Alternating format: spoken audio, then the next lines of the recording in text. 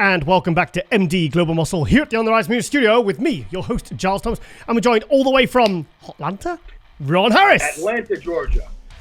Ron, why do they call it Hotlanta, mate? It's really annoying. What's that? Why do they call it Hotlanta? Yeah. Well, you know what? I don't think they can rightfully call it Hotlanta because there's been a heat wave across the U.S. with a lot of places going up to 110, 115 degrees. It's about 90 here in Atlanta. That's not even hot anymore. That's mild. Well, also, why obviously with the COVID thing kind of getting a little bit better, why wasn't it in Chicago this year?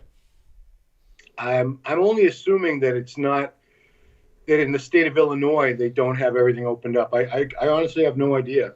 But I've been to Chicago Pro in Chicago, and it was never in the city anyway. It was always about 40 minutes out. So this is fine because this is right in the heart of Atlanta. There's plenty of other things to do if you're someone that can actually leave the hotel and do things.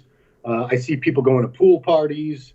There's all kind of restaurants and shopping and all that stuff, nightlife. So this is a better place. They should just call it the Atlanta Pro. Yeah, they should. Yeah. So, right, okay, mate. Wow, you've had a busy few days. Yeah, not bad though. Everything ran on schedule. I ate a lot of bars though. I don't feel, protein bars are good in a pinch, but you don't want to eat like 10 of them in 2 days. Yeah. I got like a cannonball in my stomach.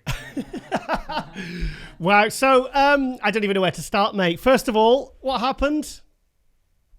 What's that? That's that's my little Roelly. What happened to Roelly? I guess we really should start with that because Roelly was the talk of this show. Roelly. When did we even, it was only about 10 days out from the show that we found out he was confirmed in it. Yep. Not even. Yeah. Less than that. It was about a week. And, we all thought, you and I know we've seen different versions of Roelly, but most people assumed we were going to get the Roelly that is always top 5 at the Arnold, the Olympia, typically does very well, looks great. And this was not that Roelly. And I hope it's something he can fix moving forward. I hope this isn't the beginning of the end for Roelly because I'm a Roelly Winkler fan. I'm sorry, Roelly. I was going to say, Roelly. These Dutch people get so upset when I keep calling him Roelly. He told me off for that. He told me off. He says, one thing, Giles, you always call me Roelly. It's Roelly. Well, properly, I've heard his family say his name, and they do this thing in their throat, the back of their throat, Roelly. So that's probably the correct way to say it. Yeah. But he was smaller. He wasn't in the condition that I've seen him in before. He wasn't controlling his midsection. It was just not the Roelly Winkler that I've seen so many times before. I don't want to say it's the worst I've ever seen him, but it's because I've seen him off before, but at least then he was really full and big and massive. And he was, don't get me wrong, he's still a very big man. But when you've seen somebody at their best, seeing a diminished version of them, it's a letdown. Yeah. So, I don't know what the deal was. I'd like to know what's going on.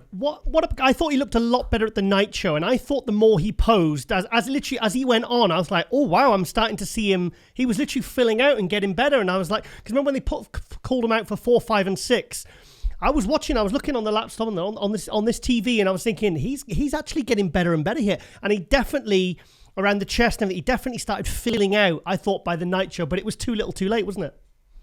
Yeah, and you pointed this out the last time we spoke, is that Roelly has a tendency to start off slow in a contest season and gets better as the shows go on. His first show is typically his worst look, and he just gets better and better as the shows go on. I'm hoping that's the case, and I hope he keeps going because, like I said, I know he's in his 40s and everything, but I still think he theoretically should have some couple good years left in him. I hope this isn't the end. I hope it's something he can just, it's been almost 2 years since he competed, right? Yeah, 2019 Olympia, he was 5th. So, he's a little rusty. It's probably that. I hope that's the case. Do you know what he reminds me of? He reminds me of how he looked at the Arnold Australia in 2019, because I remember seeing a picture of him next to Luke Sandow, and Luke dwarfed him. So he can, and think of Roelly, He always starts off slow. At the Arnold Classic, I've never seen him nail it at the American Arnold Classic, but he always gets it right. Remember the Old Australian 2018? Remember Prague after the 2018 Olympia? You know, he is capable of transformation. And thing is, I think now he's done this first show back, I think the pressure's off in a way. Yeah. Because he does stress a lot. I honestly go watch the William Bonac and the Roelly one I did a few months ago, and you really get a sense that this guy really, he really kind of things like cortisol and everything kind of kicks in, and he just, I think, but his conditioning though. I mean, like if you looked at his glutes and his hams when he first came out, I was like, wow, he looks on. But it reminds me of Lunsford at the Olympia a couple of years ago, where the glutes and hams are in and everything else is kind of watery and flat, and it's almost like they train those areas because that's where people think that's the only place you need to be conditioned in. If your glutes and your hams are tight, you're conditioned, and then everything else is just a bit, you know. But what do you think he's going to do now? Because there's Spain, which he could do, because that Nathan Diasha and Vlad are in that one. I think that's the same weekend as Tampa or Texas. Which is it?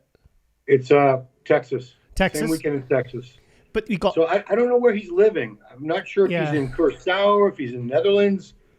Have you heard rumors that he's living in the U.S. now? I have no idea where he lives now. Well, I think he should stay in the U.S. If he's there, he should just dig himself in.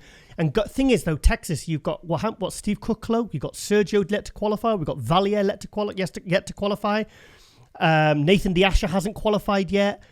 He's going to really have to pull it out the bag now to even get a qualification. And I mean, can you imagine Roelly getting through to the Olympia on points? I mean, he's someone who's won so many shows and he's been so high.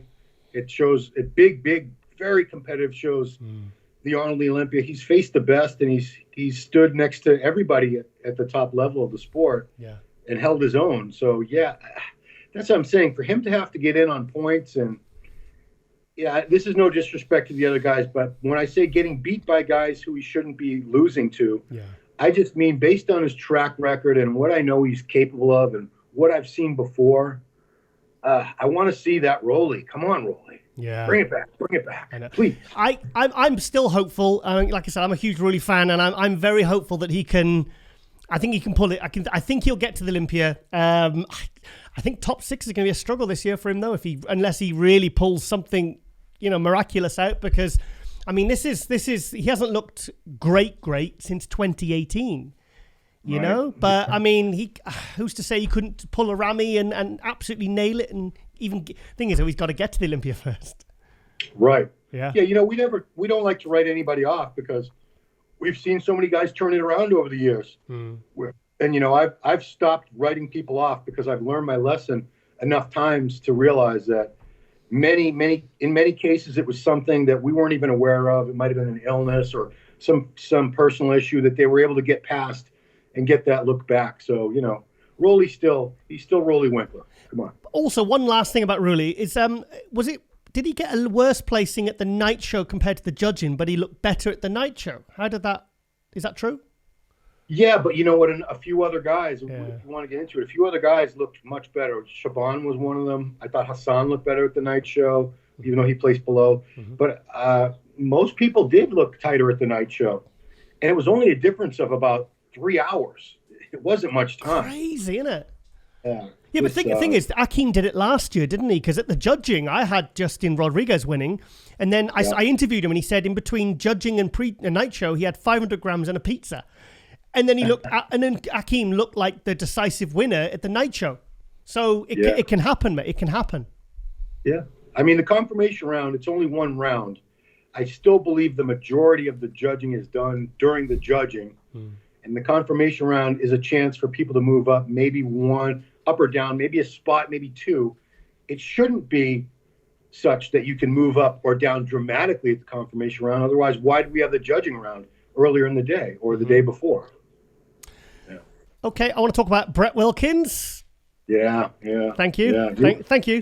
Tiger's crystal ball. Was accurate as hell this time. You called it, Giles. A lot of people thought Brett was good enough to win. Yeah. I didn't see it in my wrap-up with Milos because I don't want to steal his commentary and claim it as my own. But I made the same observation. He looked fantastic. He was the best condition of the top men, maybe the best condition in the open men, period. I'd like to see more fullness in his upper body. Certain things like his arms, his delts. By himself, he looks massive. But when you put him next to some of these guys like a Max Charles or Roelly, you see where he still could put some more mass on the upper body. His legs are great. Yeah. I don't think his legs need to be any better. But maybe another 5 to 10 pounds all in the upper body. He could be winning shows like this, hands down. Absolutely. The only, remember I said in the preview, I said he hasn't got a weak compulsory pose. I think his frontal bicep is a little bit weak compared to his side chest. His rear lat spread is sensational. Middle biceps is good. Yeah, I was really, and do you know what? His posing is shocking. I think that if his posing was better, I think it would be more of a fight for first place. Yeah, I mean, he was up against Hunter Labrada, who has one of the greatest posers in the history of the sport as his posing coach, his father, Lee Labrada. So Hunter's presentation was that was going to be spot on. Yeah, presentation will help. Bigger arms will help. He's well on his way. He was the surprise of the show. He was the talk of the show. Everybody was talking about Brett. Yeah. And I think he's well on his way to the top. It's amazing. Fantastic. Yeah, I'm really happy for Brett. Shaaban definitely looked better at the night show because at the pre-judging, I thought he slipped back because I thought he looked better at Puerto Rico. But the night show, his rear shots, because his rear shots, when his rear shots are off, he loses two poses. So I was happy that Shaaban pulled out the bag for the night show. I thought Hassan, I don't know what happened. The judges were just ignoring him. Yeah, I wouldn't have put him that low at all. I honestly, I could have seen him third or fourth. Yeah. Sixth place to me was a little bit on the low end. I thought he was, he's still not 100%, but he's getting better. He's close. He's not that far off anymore. It's so frustrating because he's got such a great physique. Another thing I'd want to see if him and Aceto, if he could bring his waist in. I know your bone structure is what it is. I know that. Spoils it, but he does have because he's not real wide in the clavicles. It's, most people don't understand that, but those of us who know what bone structure is, like Phil Heath didn't have a very wide clavicles, but he built so much mass on top of it that the regular person would never realize that. Hassan, because his hips and his midsection, they're a little on the wider side, and his clavicles, compared to a regular human being, they're still wide, don't get me wrong. But they're not as wide as like a Max Charles or a Rami or a Kuklo, where the clavicles are like 3 feet apart. He just, I want to see a little more taper somehow, if that's possible. Yeah. And the sharpness, he's not that far off. I think this is the best I've seen him, honestly. Really? Oh, okay. Yeah, I thought he looked good. He looked very good. I loved his side. I thought he looked bigger. I think it's the biggest I've seen him. He really filled out beautifully. His side chest, I thought, was annihilating everyone. I thought it was absolutely incredible. I love his rear lat spread. I mean, he's made big improvements this year, and I think he's had a good season. Does he get through to the Olympia now? What's that? Does he get through to the Olympia? Do we know? I haven't checked. I would have to check the Olympia site, but I think he was already in the top 3 for points, and we still have a couple more shows, so that could all change. But if you guys go to MrOlympia.com, you'll see the point standings, and there's a few guys who the top 3, I don't think is going to change that dramatically over the next couple of weeks. You have all these guys that have done multiple shows already and picked up points. Did Hunter deliver? Yes. Could he be sharper? Could he be more detailed? Yeah. He was not 100% conditioned. Brett outconditioned him, no doubt. But he was not off or anything like that. He just has, I don't think it's water, but it looks like a little glaze, a little film of water all over him. It's just not as clear as you'd want. I don't know how to fix that. And it's not something that was really distracting, but when someone has a physique like that, you want to see them really dry and tight. Yeah. You want that crispness. And if he still has 9 weeks for the Olympia to dial that in, I feel like he was probably 90% conditioned, and 100% he's probably going to be much more deadly. I'll be honest, I was expecting slightly more improvements because as soon as he came out, I noticed his shoulder width was a lot wider. It's almost like all the weight went all onto his width. So obviously his back must have been wider. I'd still like to see more lower lats, but whether that's just genetic, can he actually bring that up? I don't, I kept hearing lower lats. He's got no lower lats. I think that's where his lats insert. I think it is. Proportionally, he's got a longer torso to leg ratio, and I don't think he's ever going to have, a Dorian Yates type of manta ray back or Lee Haney manta ray back. I don't see that happening. His back is a little better. I didn't see it as improved as you might have hoped in that span of time. At a show like this, it wasn't a problem. At the Olympia, you're up against some guys with crazy back wedge, crazy lower lat drop. He's just going to keep hammering away. He's a hard worker. He's a very, very serious young man.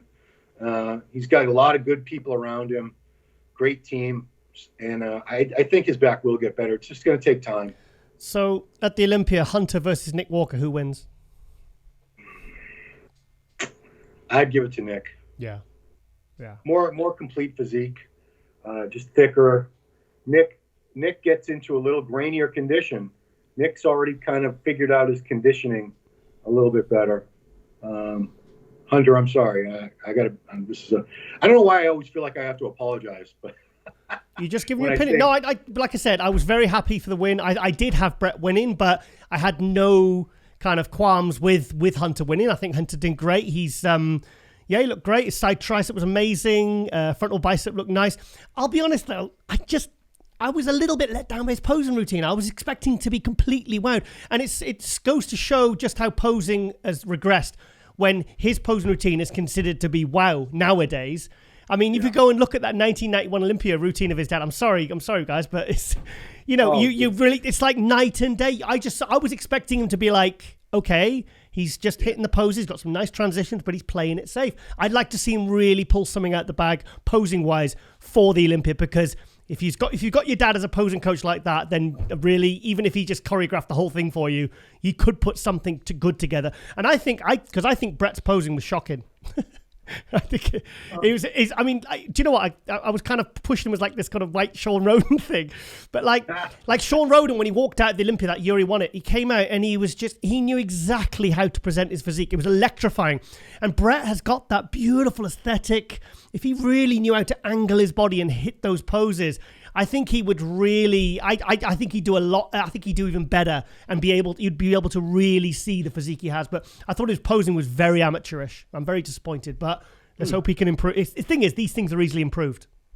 Oh, I mean, posing is a quick fix. It's not a quick fix. I don't want to make it sound like it's that easy, but it's not like if somebody's, we're going to get to Max Charles in a minute. Somebody who doesn't have much quad sweep, are they ever going to have really crazy quad sweep? Probably not. But if someone's just an average or a good poser, can they become a great poser? If they really put the time and effort into it and they have excellent coaching, I do believe that's possible for sure. Yeah. For me, the two biggest shocks of the show was Max Charles and Zach Merkel. Do you want to talk about Max first? Yeah. Max really pulled it out, because I saw him the day before. If you guys go to the Muscular Development Instagram page, was backstage with Lee Haney coaching him on posing. Yes. And it was, because I was waiting for Milos to come out and do the wrap up with me. He says, "Hold on, I got to go backstage. Lee Haney's going to take a look at Max." And I'm waiting around for a few minutes, and I said, "Wait a minute, let me just go back there and see if there's anything worth filming." And it was amazing. He fixed a couple poses that Milos said he'd been trying to fix with Max for over a year. Wow. And Lee did it in 10 seconds. Wow. He just pushed his head this way, pushed his shoulders down, moved this and that. Yeah. And he fixed his rear double, his rear lat spread. Max obviously, once you set a standard, it's unfortunate. Once someone comes out and just shocks you with condition, the way Max did at that 2020 Arnold Classic last year. 8th place. We expect to see that every time, and I don't know. That's probably not humanly possible. It was probably a lightning in a bottle thing. That perfect condition, but he wasn't that far off. He was definitely in great condition. I thought 3rd place was justified. Milos thought he should have won, of course. But it was a tough show, and I still, again, Milos is a little biased, of course. I would be too if I was a coach. I'm sure his coach. I would love to see a little more. He's definitely has improved his quad sweep a little bit, but you look at someone like, you're up there with Hassan Mustafa. You're up there with Mohammed Shaaban. These guys with the legs just go boosh out of nowhere. This crazy outer sweep because he's so wide. When Max just stands there in the front relaxed, his shoulders are so wide. He's got so much fullness in the chest and shoulders and a little tiny waist. I was impressed. I thought Max killed the front shots. Looked incredible. His side tricep was incredible. Side chest was okay. Riddle bicep and rear lat spread, we know they're weak poses for Max. But do you know what? For his posterior chain from like his glutes and hamstrings, I think he's more conditioned than he was at the Arnold Classic last year. I think, honestly, I think with the Arnold Classic he was more vascular. Oh, okay. I think you're getting dazzled by remember he had the vascularity on his chest and his abs. I think he just timed it right. Because for me, I think his conditioning was as good as the Arnold last year. Same amount of detail, I think, personally. Yeah, I'd love to really look at some good high res pics. Yeah, next to each other to compare. But you're probably right. I'm not that easily dazzled by vascularity because I understand people can be. I've seen people who are way off in condition. They still have crazy vascularity. I always look at areas, obviously the glutes and the hams. I look at the intercostals, serratus. When that's all dry and crispy and you can see every little fiber, you know that they've really nailed it. He was very close to that. I think he was a little better at the Arnold last year, but it didn't matter. I don't think percent, maybe. I don't think a little more condition would have put him over Hunter and Brett anyway. Honestly, they were the standouts of that particular lineup. Zach Merkel really impressed me, mate. 7th place. I really like this guy's physique. I think he needs to fit, a couple of years, and I think he could be a factor in shows like this. Oh, absolutely. Very wide, massive guy with really good shape. He brought great condition.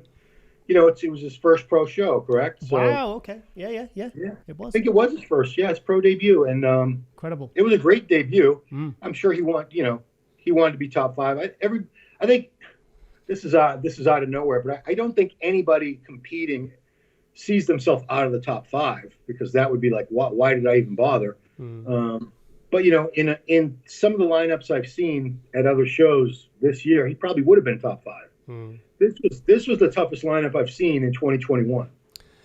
I was absolutely gutted for Phil Clarhart and Joseph Mackey. What happened? How did they look in the flesh? Phil wasn't the greatest condition I've seen him in, but he wasn't that far off. For him to be in the very last call out, as was Joe, Phil has a more complete, much larger physique than Joe. I mean, Joe's a big guy, don't get me wrong, but Phil's got that structure. He's so wide. He's 6 foot or 6'1". Shoulders are so wide, back is so wide. Small waist for a very big man. I don't know what happened. He was very, very perplexed himself. I spoke to him after judging, him and his wife Patty, and they didn't understand why. Why was he in the last call out? I mean, when the second call out happened and he wasn't in it, I was kind of scratching my head and like, Phil's right there. Why? What did you forget about him? He's right there. I honestly, and I don't think he got a really good answer either because he went to ask the judges and I don't think he was satisfied with the answer. It was a tough show. There were a lot of big names. I hate when people say they were overlooked because most of the time when people use that word overlooked, it's not justified. It's just they weren't really they didn't stand out. That's why they didn't get called out. They weren't good enough compared to who else was on stage. But this is a case where he was, in my eyes, overlooked. He should have been called. I mean, do you even remember seeing Shaaban and Mohammed Elamam in Chicago Pro last year? They were in it. Nope. There you go. Nope. There you go. So you just got to keep coming back. Shaaban and Elamam are 2 examples of guys that just go, okay, fair enough, I'll just come back better. And they go on, they make the improvements, they come back. And I mean, honestly, I wasn't going back to Max. I was not expecting Max to look like that. I don't know why I keep expecting him to be on the slide. And he keeps proving me wrong, and I love seeing that. When he came out, I was like, holy shit, Max really brought it. If you'd have told me he'd have been beating Roelly, I'd have said you're crazy. Before the show, I would have been very shocked. So, so Zach Merkel, Joe Mackey, I was very disappointed. I thought he looked great. Let's quickly talk about the 212. Keon Pearson. Sure. 212. Let me get the score sheets out. So that was... Look at all these divisions. We have, 10 divisions? Also, one thing. You remember in the preview right at the end, and I said, one guy you've missed out is Ahmed Wardany. And then and you said, where's he from? And I looked at the score sheet, and I was like, at the competitor sheet, and I was like, oh, I've got the wrong guy because he was from California. Not that El Sidani and Wardany. He uses two. Is it the Egyptian version or? I don't know, but see, that's confusing. But I was right. I was right. That was him because he's the one I said. He got a crazy front double bicep, and he's one to watch because he got. I think he was 7th in this show last year. I might be wrong, but I remember feeling really disappointed because thinking shit, because I followed this guy on social media for a while and I speak to him, and I just like, my, this guy's ready to break through. And then last year he didn't, and then this year he came through, and I really wanted him to win this. He came very, very close. I'm curious. I'd like to see the score sheets. I don't think Keon won with a perfect score. I bet Ahmed got some first place votes. He was very, very good. Beautiful shape, beautiful structure, great legs. Just his physique really flows. It's he was a surprise to me because he wasn't on my radar. He's not someone I'm that familiar with. Yeah, I know I've probably seen him a couple times before, but this is the first time I've heard a rumor that I don't know whether this is wrong or right or whatever, but I heard that Shaaban is married to his sister. Oh, really? Yeah, I'm gonna get that confirmed because he messaged me and I was like, I don't know whether he meant sister as in actual sister or Egyptian thing. You know, because I see them together. My son-in-law is Lebanese. Yeah, and they call even their friends cousin. Right. Okay. They call all these people uncle, aunt that aren't their uncles. They use those terms differently. Okay. It doesn't necessarily mean they're actually related to them. We'll get confirmation. But that could be. Did you know? You probably know this, but I bet a lot of people didn't know that back in the 80s, Samir Bannout was married to Lila Brada's sister. What? Yes. Wow. That's a true story. Okay. Wow. Okay, that's cool. Strange but true. But Ahmed, getting back to Ahmed, I was very, very pleasantly surprised with this guy because, again, he's not someone when I think of top 212 guys, that name never popped into my head. Yeah. You know, I don't think he hadn't made his impact yet. He hadn't made his impact yet. Yeah, and I don't think he's done a lot of stateside shows. I think he's probably done more shows over in Europe and other places. I'm sure he did Chicago last year because I remember he got 7th. I remember thinking, oh, I'm gutted. And it was like it might have been, I think it was New York Pro. It was one of those. It was definitely an American show, and he got 7th. And I remember thinking, oh, bollocks. I was expecting him to win something, you know? Yeah. He came close. Yeah. He came close, you know. I guess we'll go into Keon now. Mm-hmm. So Keon, this is another one of those Instagram didn't translate to real life situations because I was following him because I'm curious, what's he going to look like this time? And he looked very dry, very crisp in a tank top and everything still, but on stage condition to me was about 85%. Like it was last year. Yes, exactly. And you know, he can't, if he brings that to Olympia, he's not gonna do that well. Yeah. But if he's got 9 weeks, if he can dial that in and really tighten up, he's deadly. The guy's got amazing shape. Such full round muscle bellies. It's a beautiful physique. It really is. And you know, that's why some people are complaining, why'd they let him win in that condition? I said, well, it's not a condition contest. It's not a size. They're looking for the best physique, the best total package. And he did have the best total package, even if he wasn't the most shredded guy up there. Yeah. I still would have had him beating Ahmed. Some people were upset about that. I didn't think it was a travesty at all. I think it was justified. Keon's well on his way. He just needs to nail that condition. I mean, the thing is, because it's like I said in the preview, it's very new muscle, but he will, if he goes to the Olympia in that condition, I think he'd be struggle to make 8th to 10th. Yeah. But if he manages to retain the impressiveness of that physique, like in that front lat spread, the front double bicep, that ab shot he does, I mean, I think he could do it in 9 weeks if he really, really puts his mind to it. And I think he could fall into the 4th to 6th. I think in the Olympia, I think he could scrape top 6 at the Olympia. I think you do better than that. What? Higher. No. No, I know, you know. So who's he beating then? Okay, well, Clarita comes back looking as good as last year or better. He probably wins. Yep. Kamal will come back a little bigger probably. He's probably not going to beat Kamal if Kamal's, you know, at his best. Lunsford, if Lunsford nails his condition, he's probably not beating Derek. So who after those three do you see him having trouble with if he's really nails his condition? George Peterson, Ole Crivier, Angel Calderon. Trying to think of anyone else. I don't think there's any new faces that are really going to break top 6. I think it's going to be kind of a repeat of last year, because those top 3-4 guys, I think they're really up there now. Do you think you beat George Peterson? Keon in a condition that we've never seen before. If Keon gets into the condition that George gets into. Oh, wow, yeah. I just think, I love George. I love his physique.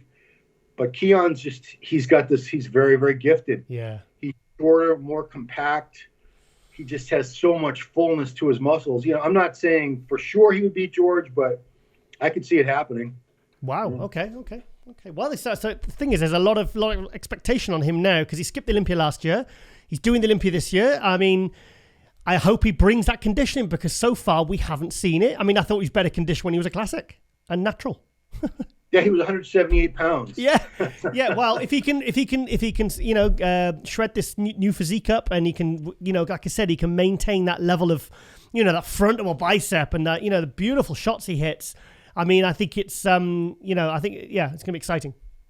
Yeah. Special mention has to go out to third place, Kareth Baggio from Connecticut. Definitely one of the surprises. It's not a surprise because I've seen him before and I know how good he is. I think he was second at this show, the Chicago Pro, either last year or the year before. Mm-hmm.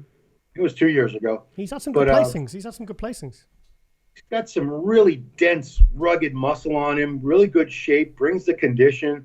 I had a talk with him and his, I don't know, are they married, girlfriend, whatever, his significant other.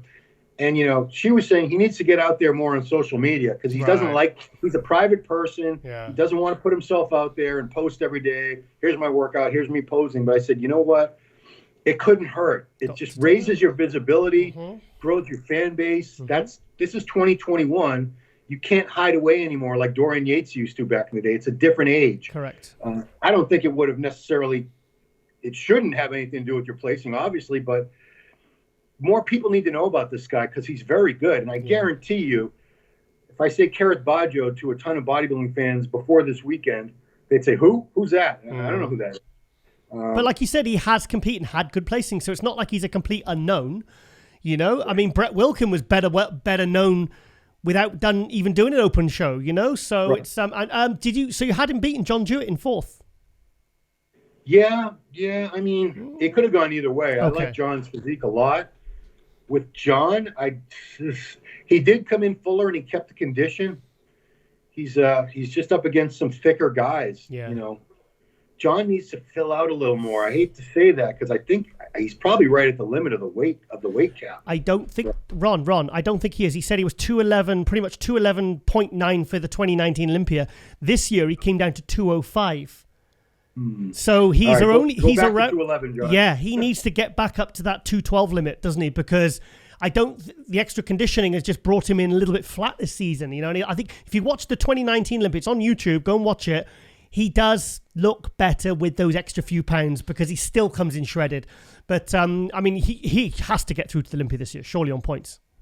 Yeah, I'm sure. I think he already had enough points. I think he was already either 1 or 2 in the point standings. So I think he just wanted to pull a win. He wants to go to the Olympia on a win. I think pretty much everybody does. Yeah, that's the best way to go to the Olympia. But yeah, like I said, when you look a little flat like that, and you're next to someone like a Keon or a Ahmed who has so much full muscle bellies in their favor, you need to be fuller. Condition's not gonna save you. You're gonna get beat even though you outcondition them. Just because, like I said, you get so impressed by the shape and the lines of these guys with the real round, full muscles. Yeah. And this is bodybuilding. That's the look that impresses even the judges. They're human beings. They're bodybuilding fans too. Okay, Ron, we're running out of time now, man. I know you got to go. So for you, who was the biggest surprise of the entire show? I'm very impressed. This was the best quality show I've seen all year. I've only been to a few, but still very, very impressed. And I think we're going to see the lineups getting even deeper as we get to Texas, Tampa, Alicante, because these are the last chances. And there's still a lot of good guys who have yet to qualify and a lot of up-and-coming guys who want that chance to be on the Olympia stage. So this is really, really shaping up this end of the the lead up to the Olympia. Oh, I've been asked to do the live stream commentary for the Alicante show in 3 weeks. Oh, wow. Yes. How's your Spanish? Terrible. Yeah. Wow. Okay. No, great for you, man. I mean, that's a coup. Who's your co-host? I don't know yet. Have to grab someone. Okay. Probably Lauren. I don't know. Yeah. That'd be interesting. Because that's the same weekend as Texas, right? Right. Okay. Yeah. Geez, I hope they're not at the same time. I don't have to pick which one to watch. What's the replay, mate? What's the replay? So, yeah. Also quickly, the female bodybuilding, Sheena looked fantastic, and I was very impressed with Christina Mendoza. I'm so glad she nailed a condition, and I think she had a beautiful look that I think would stand up really well in the Olympia. Yeah, Christina has some of the craziest legs, as we know. Incredible. Let me tell you, her husband, Jose is his real name? Jose? Her husband was such a great supporter. He was so loud. He was louder than Bob. He had no microphone, and he was louder than Bob Chick with the microphone. Fantastic. In fact, Bob actually asked him to yell a few things for the crowd because he was so impressed with his vocal power. The lungs on this guy. What a great husband. Yeah. She just needs a little more upper body to balance out those legs, and she could be a top contender. Amazing. Yeah, I could see her being like literally a threat for the Olympia title another year or two. I mean, because it was always like, oh, she's never going to get that condition, and she's not willing to take it to that place. And she took a big step forward. So I think if she continues with this progress, I think she's going to be, I think Andrea Shaw could be in trouble in a couple of years. In a couple of years. I mean, Andrea was there. She was there at the show. Cool. And boy, she's got a lot of muscle. So, is she? Yeah. She's probably going to have the title for another year or two, I think. Yeah. But boy, she was looking good. She was looking big. Yeah. So going back, who was the biggest surprise of the entire show? Brett. Yeah. Yeah, Brett. Yeah. Congratulations, Brett and his wife Ivana. Because we know who he was because he's in all the gas videos, and he's someone who knows how to work social media as a young guy. But I think moving forward, he's going to be on a lot of people's radar. Do you know what it was for me? Because he kind of popped up because I know there are pictures of him with Ivana, and I was thinking, but for me, when I really went, holy shit, this guy's going to do well. When I really had a feeling that this guy was going to make an impact this year, was when he did that guest posing with Nick Walker and Sean Clarida, and I looked at it and I thought, holy shit, he looks the best there. Right. Wow. Seriously. I mean, you would expect him up there with those two guys to just be totally outclassed, completely annihilated. Yeah. But no, he held his own. He was right there with them. Wow. And Matt Jansen set that guest posing up. So that really got a lot of people talking, and probably got it's not, it doesn't matter what they bring, it's what they bring to the stage on the day. It doesn't matter what happens before. But I was so happy. I was so excited, and I really wanted to win. But Hunter did fantastic. I was very surprised, very impressed with Max Charles. Roelly, I think he just needs to get a few more shows in the bag, and I think we'll hopefully see him back to his best. Keon looked fantastic, and Ahmed Wardany might be in this episode. Oh, okay. Might hopefully turns up. He hasn't. You haven't done the interview yet. Yeah, you're the first one of the day, Rod. Come on, Ahmed. Take the call. Take the Skype call. Yeah. Okay. All right, then, Ron, I shall let you go, mate. And thank you for all the work. You did a fantastic job with all the photos and all the commentary and everything and all the videos, and loved all the coverage as usual. And hopefully I'll be able to join you at the Olympia this year, mate. Hopefully, fingers crossed. Yes, please. I just have to say a quick thank you, shout out to Team MD, Jen Gerisi, Widmark behind the scenes, the people that help, Hector Mendoza on the camera, his assistant Consuelo, the team, Goon, Chris, Dave, Mike Cox, yourself, Lauren, all the people helped out with the play-by-play. It was a team effort. I'm just the guy you see in front of the camera all the time. Trying to stop Milos attacking the judges. No, they didn't have any trouble this time. Thank God. He gets a bit passionate, Milos, doesn't he? Fantastic. Right. Okay, then, Ron, I shall let you go get your breakfast, and I will speak to you very, very soon. And thank you for this. I really appreciate the rundown, all the the fresh insights from someone that was there, rather than us just watching on the live stream and these experts on Instagram. Right on. Thank you for having me, Joe. All right. Thank you, Ron. Speak to you very soon, mate. All right. Bye-bye. Bye-bye. And welcome back to MD Global Muscle here at the On the Rise Media Studio with me, your host, Giles Thomas. And we're joined all the way from France, Theo Leguerrier. Hello. Theo, did I get your name right? Because I'm Theo Leguerrier. Is that correct? Yeah, Leguerrier. Okay. Okay. So close enough. So Theo, we had you on last year, and was it last year? Yeah, last year. In October. Yeah, October. Yeah. So, and you had a very good season there, 2 top 5 finishes, and you've come back, mate. And I've got to say, you at Puerto Rico, and I'm very impressed with what you've managed to do in the last 9 months. The last month. I'm very impressed with what you've done since last year. Yeah, thank you. Yeah, because after the show, the Romanian, I work very hard for bring some muscle and some quality, for bring another point for Olympia this year. So because you've done the Puerto Rico, what was the other show? Puerto and mine's gone blank. Bahamas, yeah. And what? Sorry. The Puerto Rico show, it's in the Bahamas. I know. What was the other show you did and you took 5th? Portugal Pro. Oh, Portugal. Yes. That was only last week. And I've already forgotten about the show. It's so busy, man. I know, because I'm all Chicago. It's all been Chicago Pro. So you took two 5th places in very, very good lineups. Are you happy?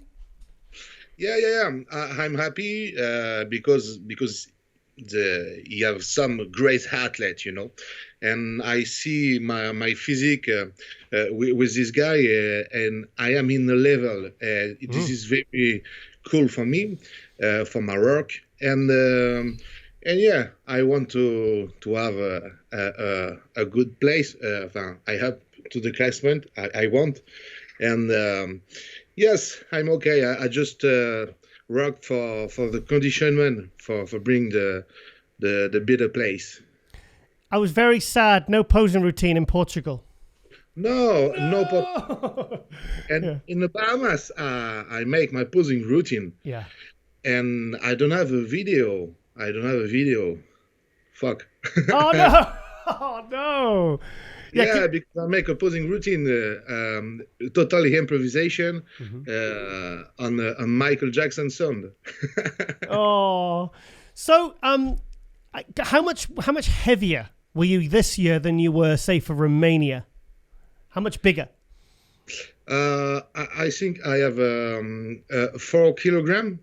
4 kilogram. Wow. Okay, that's decent. That's good. Yeah, I'm very happy because this is not just a rate. I have a quality too. Yeah. This is difficult to have some rate and a better quality.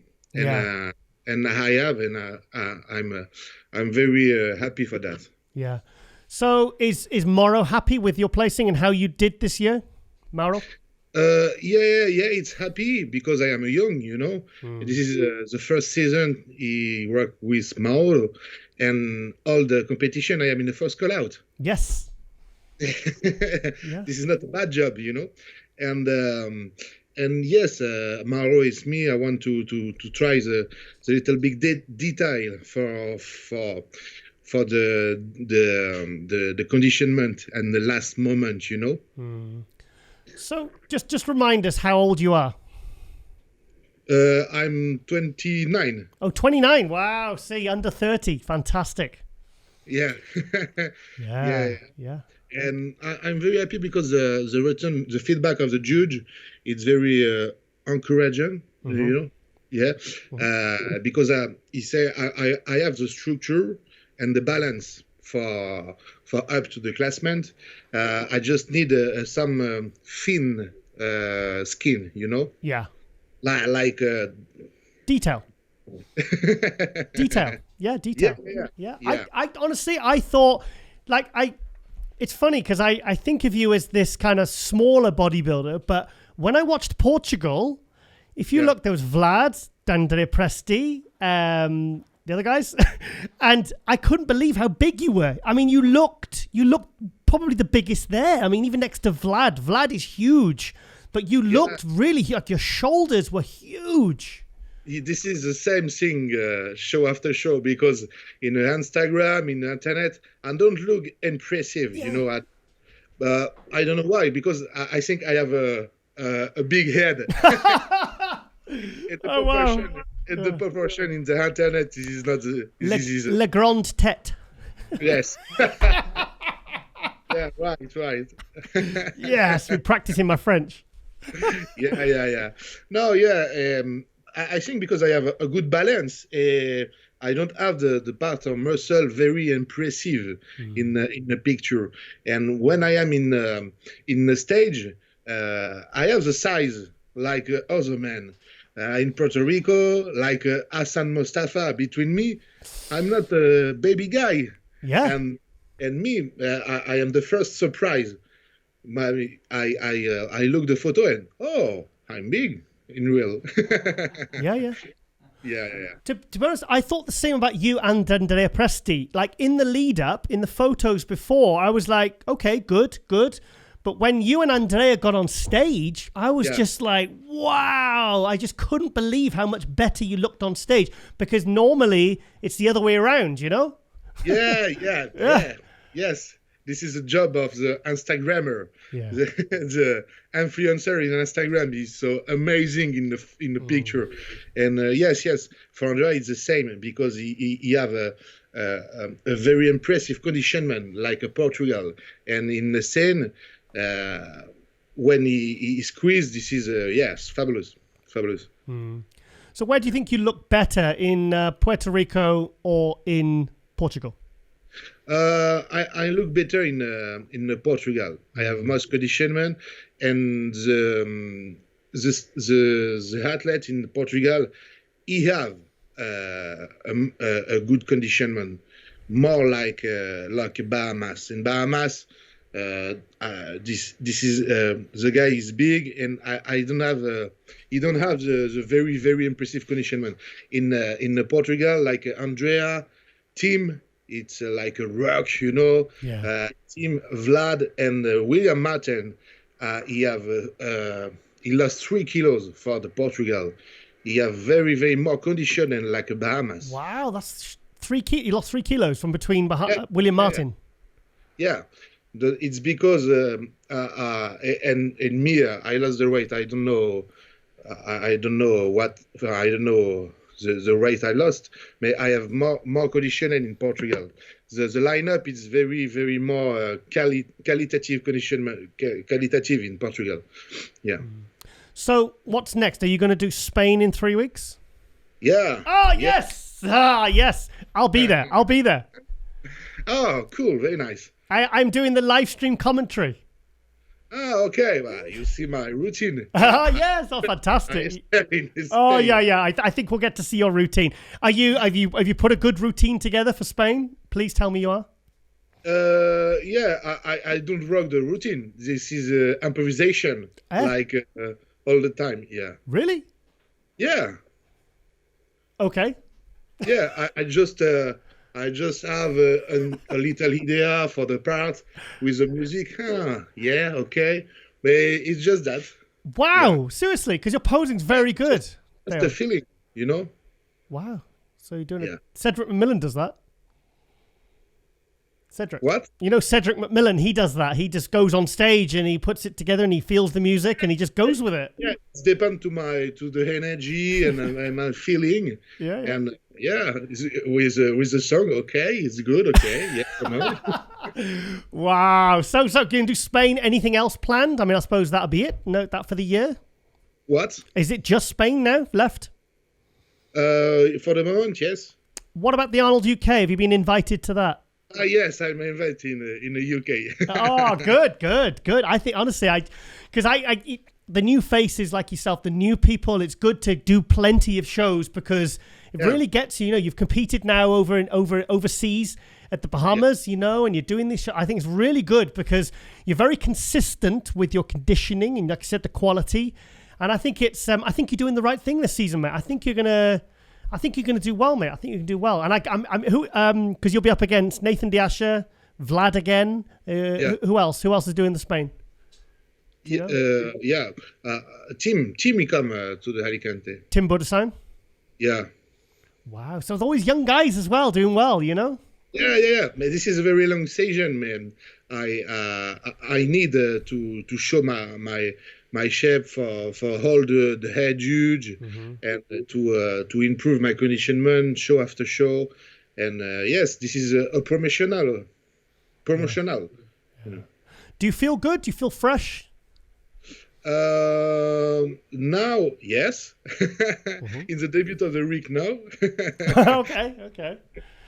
Because I'm tired. I'm go to the. I returned to in France to the Portugal for the shooting in Paris. I go to Lyon, and I'm tired in the debut of the weekend of the week. Sorry, and now it's okay because I take a rest. Mauro say, eat a little bit more for two days, take some rest, and Alicante is in the 3 week, and this is the final round. And get that skin nice and thin for Alicante. Yes. Monday, I start my very low diet. So what is Mauro giving a different kind of approach to Spain, or is it? Oh, I think this is not very different approach. This is just the time, because after Bahamas, I start another plan with a very low day, and this is very good and efficient. I just need more time because after the Bahamas, I have just I think 10 days for improve my conditionment. Shit, yeah. Now I have 3 weeks. Yeah. 2.5, because you are the peak. 2.5 weeks with the very low carb. I think this is a time when I need for a good conditionment, So I think you'll be first call out in Alicante. Yeah, sure. I think you'll be first call out again, and I would love to see you make top 3. And who are you hoping to? Top 2 because it's qualified. Oh yeah, top 2. Yeah, of course. Yeah. Shit. Oh wow, mate. I just wanted to get you on quickly because I really want to, like I said, I want to give you some publicity to, for this year because I love to see you just making these steady improvements. I think it's so exciting. It's so great. So I'll see you out in Spain then, mate. It'll be the Team Stones. Yeah. I want to show another physique, and because I think this is the same judge in the Bahamas, and I want to see. I want to see my evolution, Yeah. And I want to take some posing routine for impressive the people. Yeah, and Mauro's having a great season. Yeah.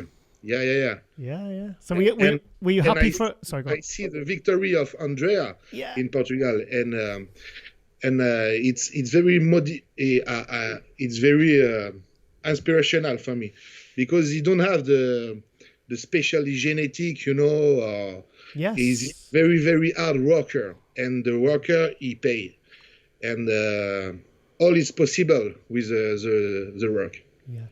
Also, did you watch the Chicago Pro yesterday? Chicago? Yeah, I see the result. What did you think? Oh, I think Brett, it looked very, very good. Fantastic, wasn't he? Brett is very, very good because, and it's good for Hunter. I'm happy. Brett is very impressive, very impressive. What about Roelly? What about Roelly? He looks flat, Yeah. He looks flat. I don't know why, because it's not very, very big, very impressive, and it's a little bit flat. I wait for the Tampa. Yes, Tampa, yeah, of course, yeah. Yeah. I don't know why. This is the age, or I don't know. I don't know. Possibly, yeah. So, are you going to be at the Olympia this year to watch? What? Maybe even compete the Olympia. Either if you do, even if you don't qualify, are you going to be at the Olympia? Oh yes, I want. Yes, I want. Good. For sure the older athletes and Andrea, and yes, to take some good time in the bodybuilding world. Yeah. Well, like I said, Mauro and his team of athletes, because he had yourself, Andrea Muzzi, Andrea Presi, all 3 fantastic athletes, all looking great. And I think all three of you had very good seasons, and you still got Spain to go. So I'll be rooting for you, mate. I won't be able to scream too loud because I'll have the headphones on. So so I look forward to seeing you at Alicante and catching up with yourself and Mauro and all the Team Stones team. And I wish you all the best for your prep for the next 2.5, 3 weeks. Get that skin nice and thin, mate. And I want to see you next to Nathan. Yeah. I want to see you next to Nathan, next to Vlad, kicking ass. Yeah. I want to have a very good battle with the older guy. And yes, all is possible. All is possible, Gilles. All right, then, Theo. Well, like I said, all the best, mate, and see you in Alicante in a few weeks. Yeah. Okay, then. Thank you so much. I see you in Alicante. Yeah. Thank you, Theo. Yeah. All the people. Bye-bye. Bye-bye. Au revoir. Au revoir.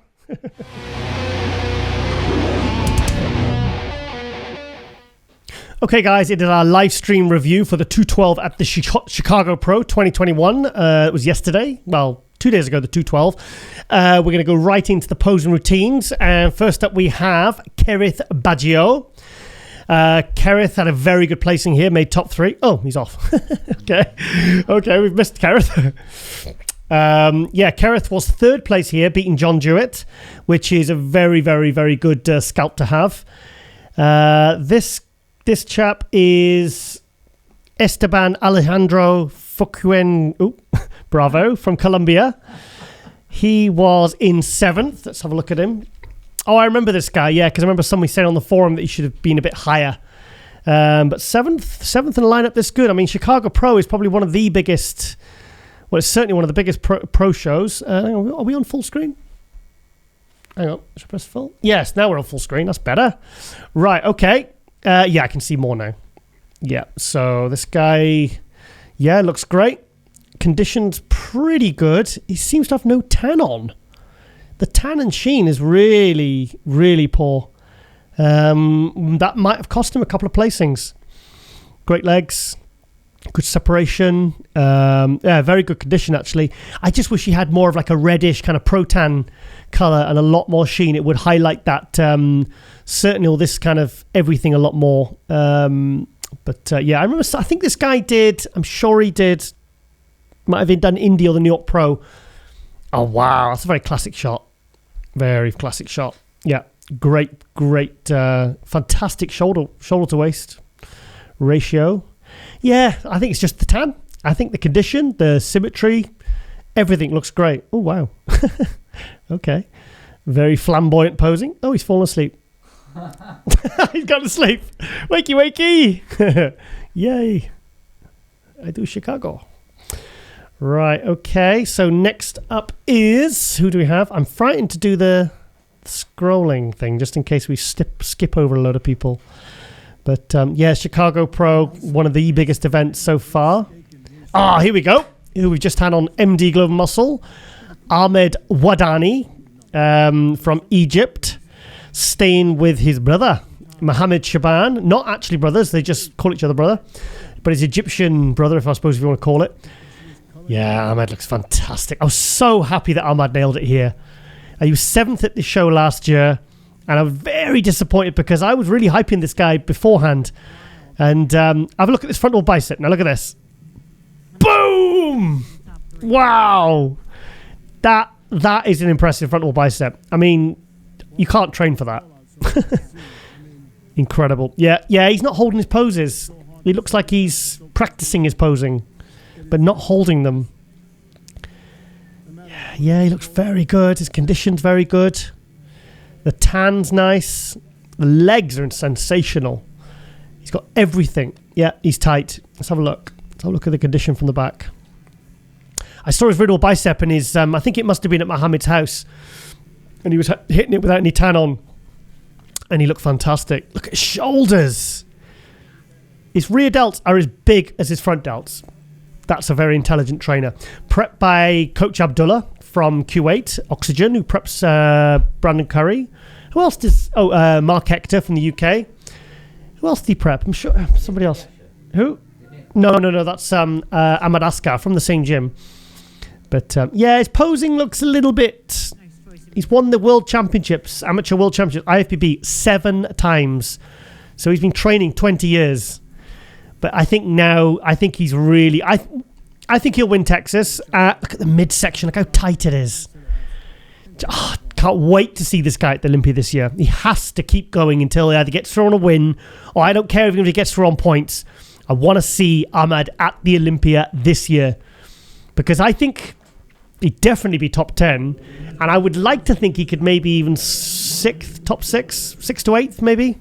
Okay, who's this? Competitor number 23. We're going to have to go through the list. 23. This is Martin Gomez from California. He was 8th place. Yep, condition's good. Legs aren't huge, but they're absolutely shredded. But yeah, good. Yeah, good physique. He's a little bit smaller. Maybe, yeah, he needs to put a bit more mass on before he wants to compete with guys like Ahmed Wardany or Keon Pearson. But yeah, good showing. A good showing. I've never seen this guy before. I don't remember seeing him anyway. So yeah, looks great. Yeah, he's got a good place in there. Top 10 in the Chicago Pro. Wow, look at the condition, his glutes and his hamstrings. He is absolutely skinned alive there. See that? That's impressive. Yeah, good separation, good quality. Just needs more mass. More mass. A bit more arms as well. But very complete physique.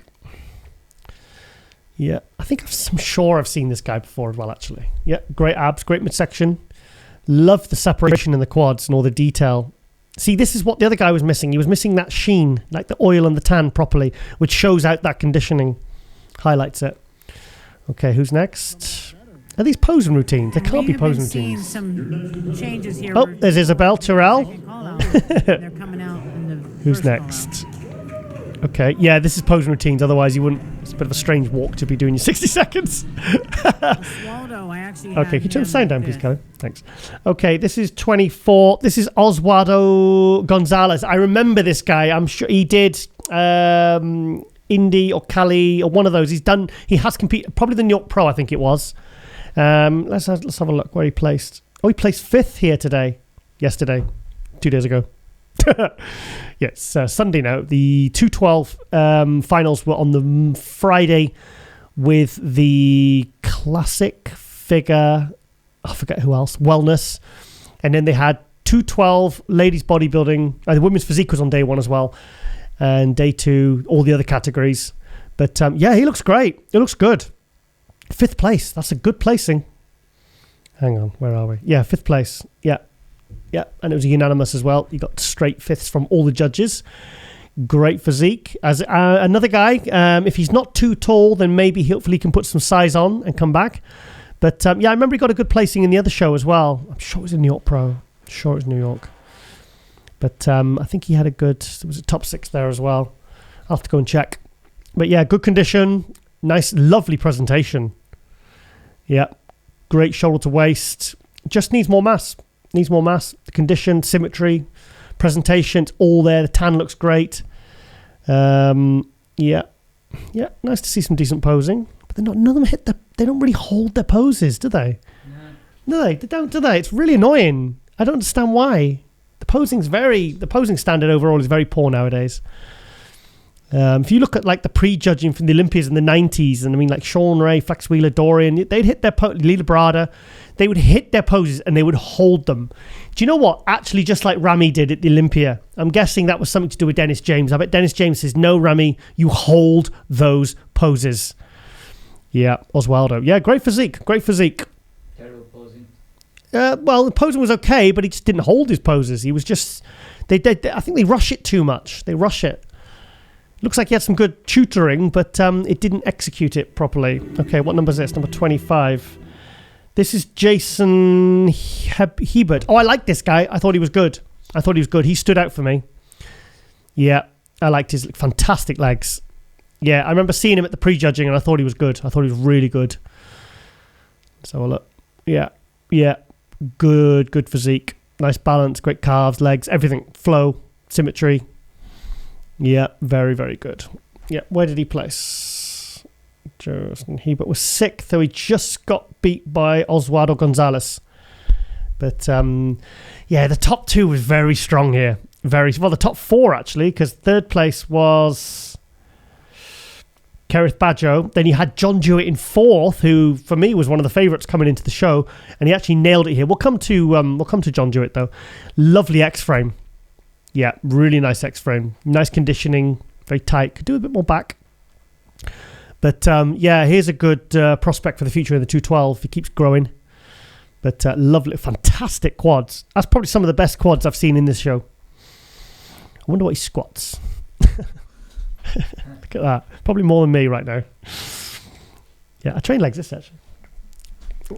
How many leg sessions have you done? Let's not go into that right now.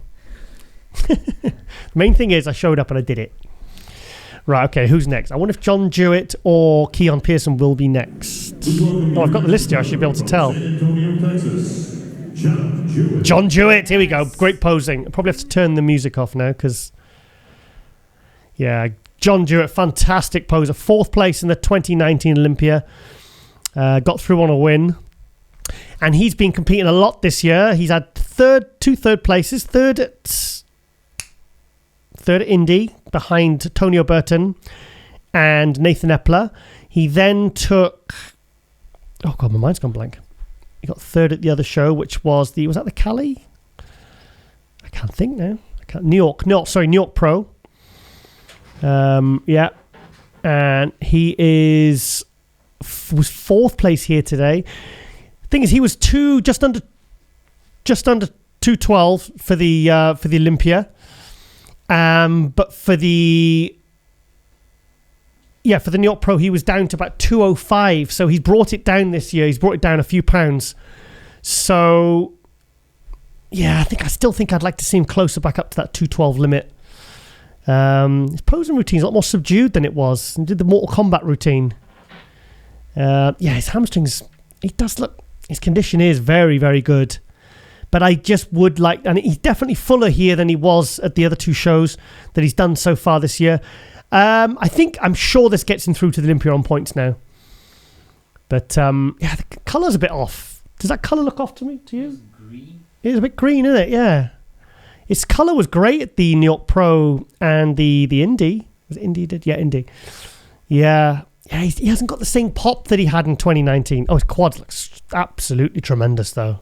They've nailed those. Just around here, it just looks a little bit...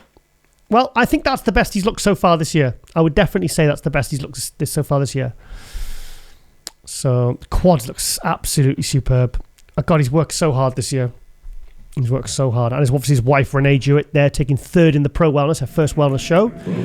She looked absolutely fantastic. Oh, Jason Lowe. Yeah, he got 9th in this. 2nd in the New York Pro last year. And he's dropped to 9th place. He said it was something to do with his midsection. He said his midsection was a little bit bloated, had too much food maybe on the morning of the show, or prepped by Chris Cito. I thought he looked great in the pictures. I was surprised by his 9th place. And I don't... Let's have a look. Let's have a look at the front. Come on. Change the camera angle, please. Yeah, he doesn't look... This camera angle, he doesn't look as shredded as he does in his photos. But let's see what he looks like from the other angle.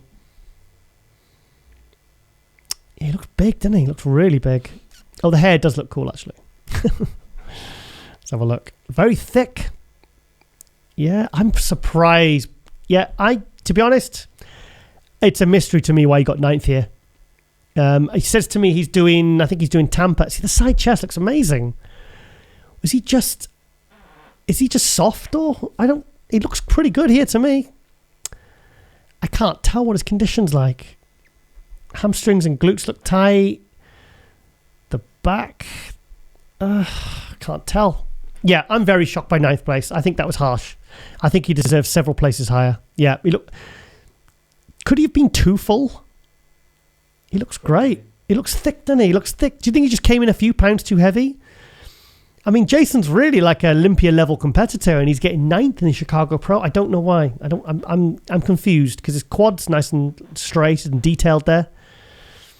But yeah, his midsection he's sorting out. Yeah, he looks so full, doesn't he? Full as a house. Wow. Well, he definitely carved up, right? Maybe overspilled. I don't know. The midsection doesn't look too bad here. The abs look great. Yeah, I'm not. I don't know what's going on there. I think ninth place was harsh. Your next competitor from Allen, Texas. Please welcome Keon. Here we are. Let's watch Keon Pearson and then we'll wrap it up. So he was the winner. This was a defending champion from last year, Keon Pearson. He's, what is he, 26 or something? He's in his mid-20s. He's a bit of a stomach bloke there, man. Yeah, then he hits a vacuum, so he kind of makes up for it, doesn't he? Very, very, very impressive physique. He was classic a few years ago, was reported to be natural. Then he went to the New York Pro, and he won there. Look at front lat spread. Wow, that's impressive. Frontal biceps, sensational. Very Thierry Pastel, if you're a fan of the 90s bodybuilders.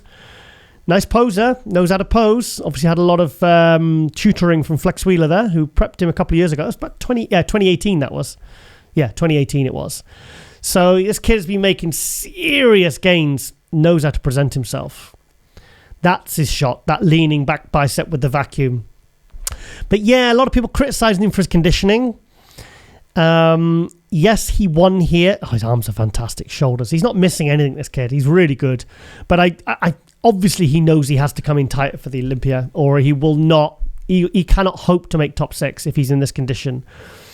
But yeah, look at the hamstrings, everything, the lines, the flow, the symmetry. He's tremendous. Shredded, this kid. This could be a threat to the Olympia title for 212. I wonder what his body weight is here. If he was like in the 180s as a classic, he can't be 30 pounds heavier now. So I'd imagine he's around, I'd say, is he in the 190s, 200s maybe? So, that's a sensational pose. Absolutely incredible. Yep, quad's nice and separated.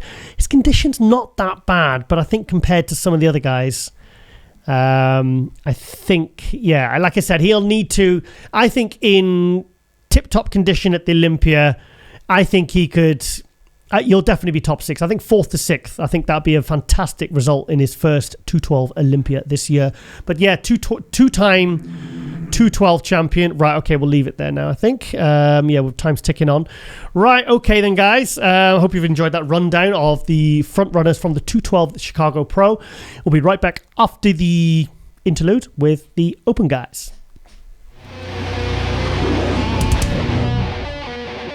Another good one. Remember him, Samir? Jack Don't Neary? mention Jack Neary. No. Oh, you don't like him either? No, Jack Neary, he made a story, and it was like Samir was cramping. Mike Mensa went to the room to save him. He made like some people talk. Yeah, I remember that. I remember the article. That's bullshit. There's so much bullshit out there. Yeah. Sometimes we are victim of nonsense. Yeah. You know. Anyhow, Jack Neary was pretty good. Yeah. But he's a big mouth. Anyway. Okay, the next one. What's the most iconic front cover of all time and why? John? Oh, wow. Cover? One that pops into your head. Cover? Front cover. That one of Arnold doing the curls with the arm blaster. Oh. That was great. Oh, yeah. Oh, my God. What was the first year that came out? Because I remember getting that in 1990. Guys, I picked up the first muscle magazine in Lebanon. Yeah. Was Arnold. On the cover was 2 girls. Yeah. And I bought every magazine ever since that day. So I remember all of them. But that cover that John was talking about was out of this world. How about that the one cover, with Mike Mensa where he was like Hercules? Remember? Not bad. I like the one Arnold and Franco on the beach. Arnold kneeling double bicep was Arnold double bicep. And I bought that in Lebanon. I was like a dream. And oh, my God. And before you know it, I was posing on that same spot years later. Wow. It's crazy. Mike Nephew came up with some good ones, too, with Iron Man. There was one, I think, with Brian Buchanan hitting the front double bicep, and it looked like he was made out of a sculpture. Yes. Yeah, I remember that. And then there was another one with Gary Stridham, and he was pulling his shirt off. Who's Gary that? Stridham. Who's that? And he had the Superman logo on. That was pretty. Yeah, that was good. Glasses. Yeah. Gary Some of always those decent shape. muscle builders were iconic. Those old muscle builders from the 70s. But But God, I'll ask you the most iconic cover, and you already answered it. It is that one. Yeah, I you know. talked about. I'm just adding. That is the best cover ever. Ever? Wow. Okay. Okay. Was Arnold doing the? You know, there's many beautiful cover of Steve Reeves, John Grimmick. Yeah. You know, doing those poses. But that one photo of Arnold doing the arm blaster. Yeah. Oh my Lord, that was like crazy shot. Yeah. Yeah. That was. Okay, that leads on nicely to best photographer and why. You want to ask me that? Go on, Samir. I can judge those guys with, okay. Outdoor, you can't beat Art Zeller. Yeah. Outdoor. Artie, because Artie he's a bodybuilder himself, and he did it, and so he knew the shade and lighting. And then Artie used to say, Samir, I love to take pictures of you. You make it my life much easier because you know how to stand in front of the camera. Some other bodybuilders drive me crazy to set them up. And so outdoor, Art Zeller. Indoor, there's many, but, you know, Balick was pretty good. Mike Nephew was good. How about Jimmy Caruso? Caruso was incredible. Yeah, Jimmy Caruso was great good. picture. He shot me too. Did he? I remember 1976, I went to Jimmy Caruso in Montreal. Yeah. And I took some pictures. I mean, I was a big nose. I mean, I stuck my nose in many things. I want to know about the whole world of bodybuilding. So I'm so crazy. I want to just know about everything back then. I want to know the history of bodybuilding. I even went to Oscar Heidenstam office in London. Wow. What the hell do little kids from Lebanon want to do with Oscar Heidenstam? Yeah. But I just love my game. Yeah. I really love my game, so I want to know the root history, the root of the bodybuilding. So I even went to John Grimmick in York, Pennsylvania. I became friends with John Grimmick. That's so, great. you know, and I met Steve Reeves. I met Rich Park. I'm very lucky that I end up meeting all these people. Yeah, the icons. Yeah. Yeah, I was on the beach with Rich Park and his lovely wife, Marion. Yeah. And, you know, so Rich Park, Steve Reeves, John Grimmick, Bill Pearl. I met all of those guys. Wow. Eat your heart out. I met Steve Reeves twice. Did you? Yeah, in 1997 and 98. Once in Italy and once in Birmingham at the Nabi Universe. I never met Steve. You have? Yeah, I met him twice. I met him, but I think it was both in 1998 or once in 97, once in Italy, and once in the UK in Birmingham. He was literally sat right next to me, and it was amazing. Wow. You have pictures? Do you have pictures? No, I didn't know. Well, it was before. I'm actually a photographer. What was your iPhone? What was your iPhone? Don't think they existed then, right? Do you know what? I was actually was there taking. I was actually at those events taking photos, and I didn't take any photos. Can you believe that? You know what's crazy? They asked me, they said, "Samir, you have a lot of pictures." I said, imagine, even though I didn't have the iPhone, if I had the iPhone back then, I would have about 5 million videos. Oh yeah. Yes. I'm thinking, no, seriously, because I made sure to take photos, and I made sure to keep record of everything, and so I made it clear for every photographer. I said, "You want to take pictures of me? Use my camera. Take pictures of me at the same time. You give me that film." I did that. If they didn't like it, I get pissed. No, you want this? You know, one hand wash the other. They didn't like it because they sold the picture to Joe Weider. But I said, John, in New York, you took a lot of pictures, and then, John, please, the same setup. Here's my camera. Shoot. I did that. And so that's why I have lots and lots. You want me to show you my slide and transparency? You want me to show you part of it? You'll freak out. Go on. I have a bag.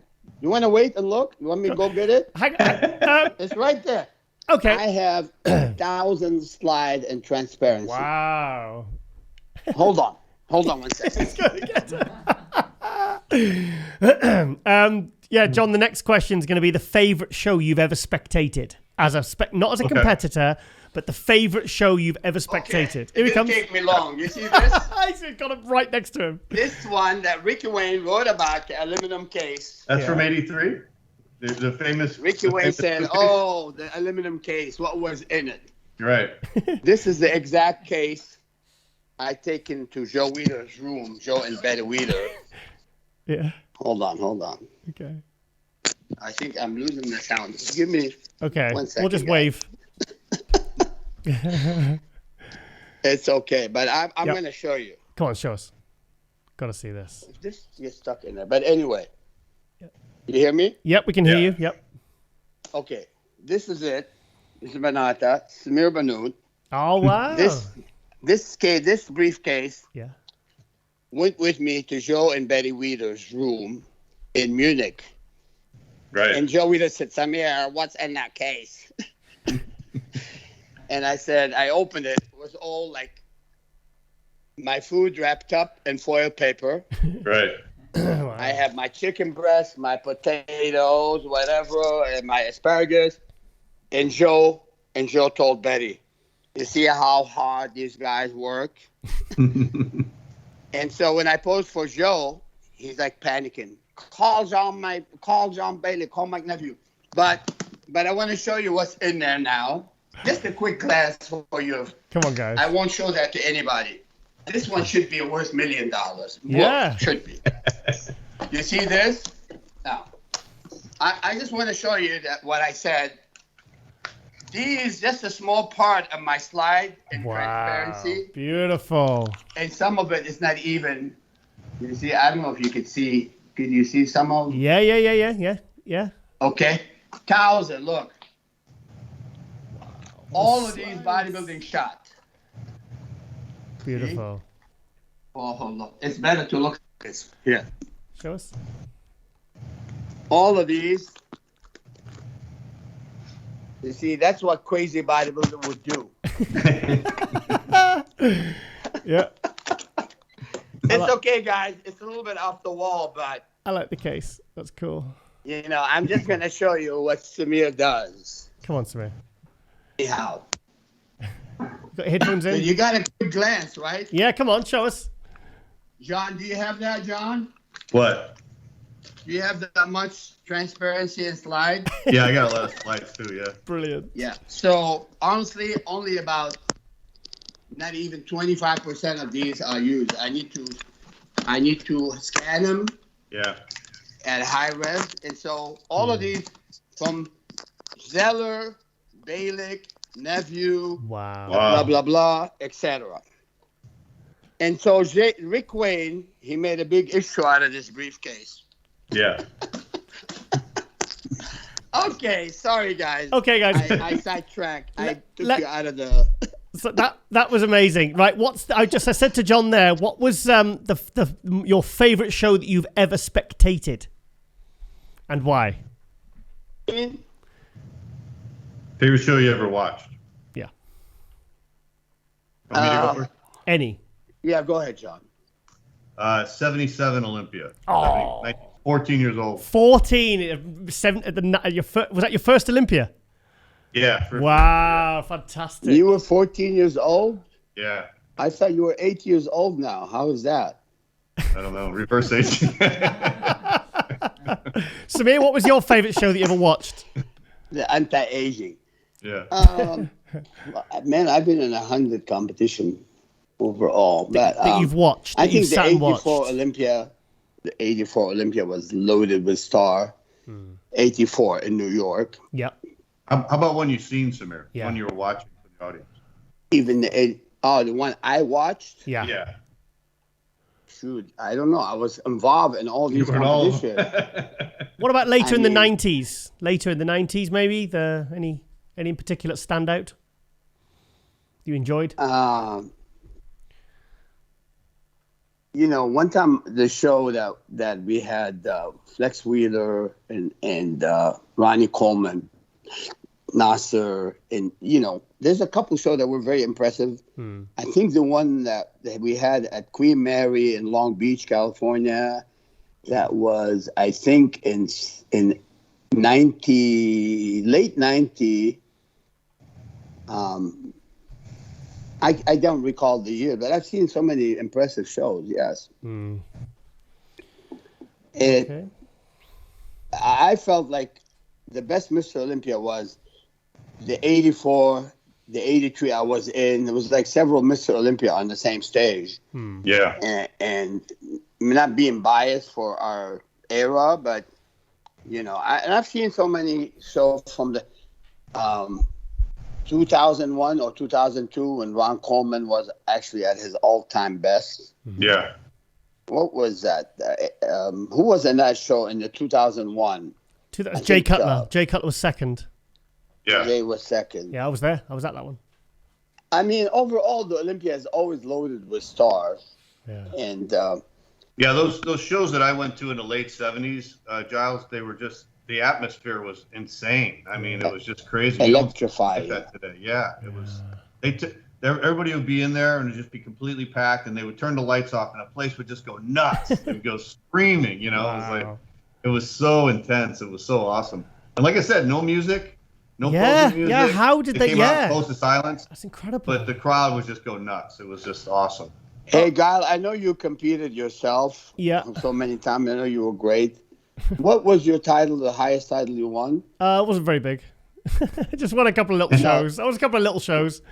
It was nothing major. Did you win the British Championship? No. You didn't? No. I just won a couple of regional qualifiers, and I did. Yeah, because I saw some of your. Oh, I saw some of your pictures. You look really good. You were very impressive too. So. Wow, thank you. I just wish the classic had been around when I was at my peak. You know, because I think I would have been, because I was just on the right. You know, with my height and weight, I would have been perfect. I think. Right. Okay, I'm gonna ask you one final question before I let you guys go. Who is the craziest character you ever met in the industry, and why? Craziest character. John, you can't say Samir. That's not fair. Okay, the most fun, the most crazy. I don't know. I put a positive spin. I don't want to be disparaging to anyone. I gotta mention Sergio Oliva. I mean, Sergio Oliva was a character, man. He would come to the because I lived in Chicago, and that's where he lived. Yeah. So I would see him come to the contest when I was a teenager in like 1980, 1981, and he would come walking in with these white pants, the high-heeled shoes, the high-waisted pants, and the shirt would be unbuttoned down to here. He'd have a big gold medallion, gold all over his wrist, shaved head. And I was in one contest where he walked in. I told this story before. The place was completely sold out. He walks in late. He walks in the door, and the whole audience turns around. Sergio. You know, he had those massive 22-inch arms with the split sleeve. Yeah. He had the tiny waist. He was a character, man. He was just unbelievable. I mean, when he walked in the room, you knew he was in the room, you know. that or talking about a crazy guy that does some crazy things. Just crazy, fun, whatever you want to call it, however you want to describe it. You know, I mean, I like Arnold. His character. He's like always funny, playing around, and I've been on an incident with Arnold that was like, oh my God, Arnold can do anything, get away with it. Right. You know what I mean? I mean, it was like he does stuff you don't even imagine. Like, I'm gonna give you one incident. Come on. I was with Arnold in Hawaii. No, actually, was it Seattle, Washington? It was in Seattle, Washington, actually. He was the MC, and then I was guest posing. And then I did the Arnold posing routine. After I did my posing, there was like almost standing ovation. So Arnold asked me, he said, Samir, whatever. And I said, well, look, Arnold, I'm going to do a posing routine that's going to impress you. So I did his posing. He said, wow. Samir, nobody does it better than you. But anyway, talking about Arnold, after the show, we went out to eat. So we're sitting in a restaurant. And then I said, Arnold goes, Samir, what are you drinking? I said, nothing. I'm like, so I said, what are you drinking? He said, I'm drinking Comfortable Screw. And I said, no, it's a long Comfortable And I said, I told Arnold, I said, what the F is that, Comfortable? He said, really? Try it, Samir. It's very good. And so the waitress came in. He said, come here, sweetheart. And Arnold grabbed and said, go ahead and give my friend Samir nice and comfortable screw against the wall. Like the girl was yellow and purple. Like, you know, Arnold is funny, and he says things in a cool way. So it's really funny.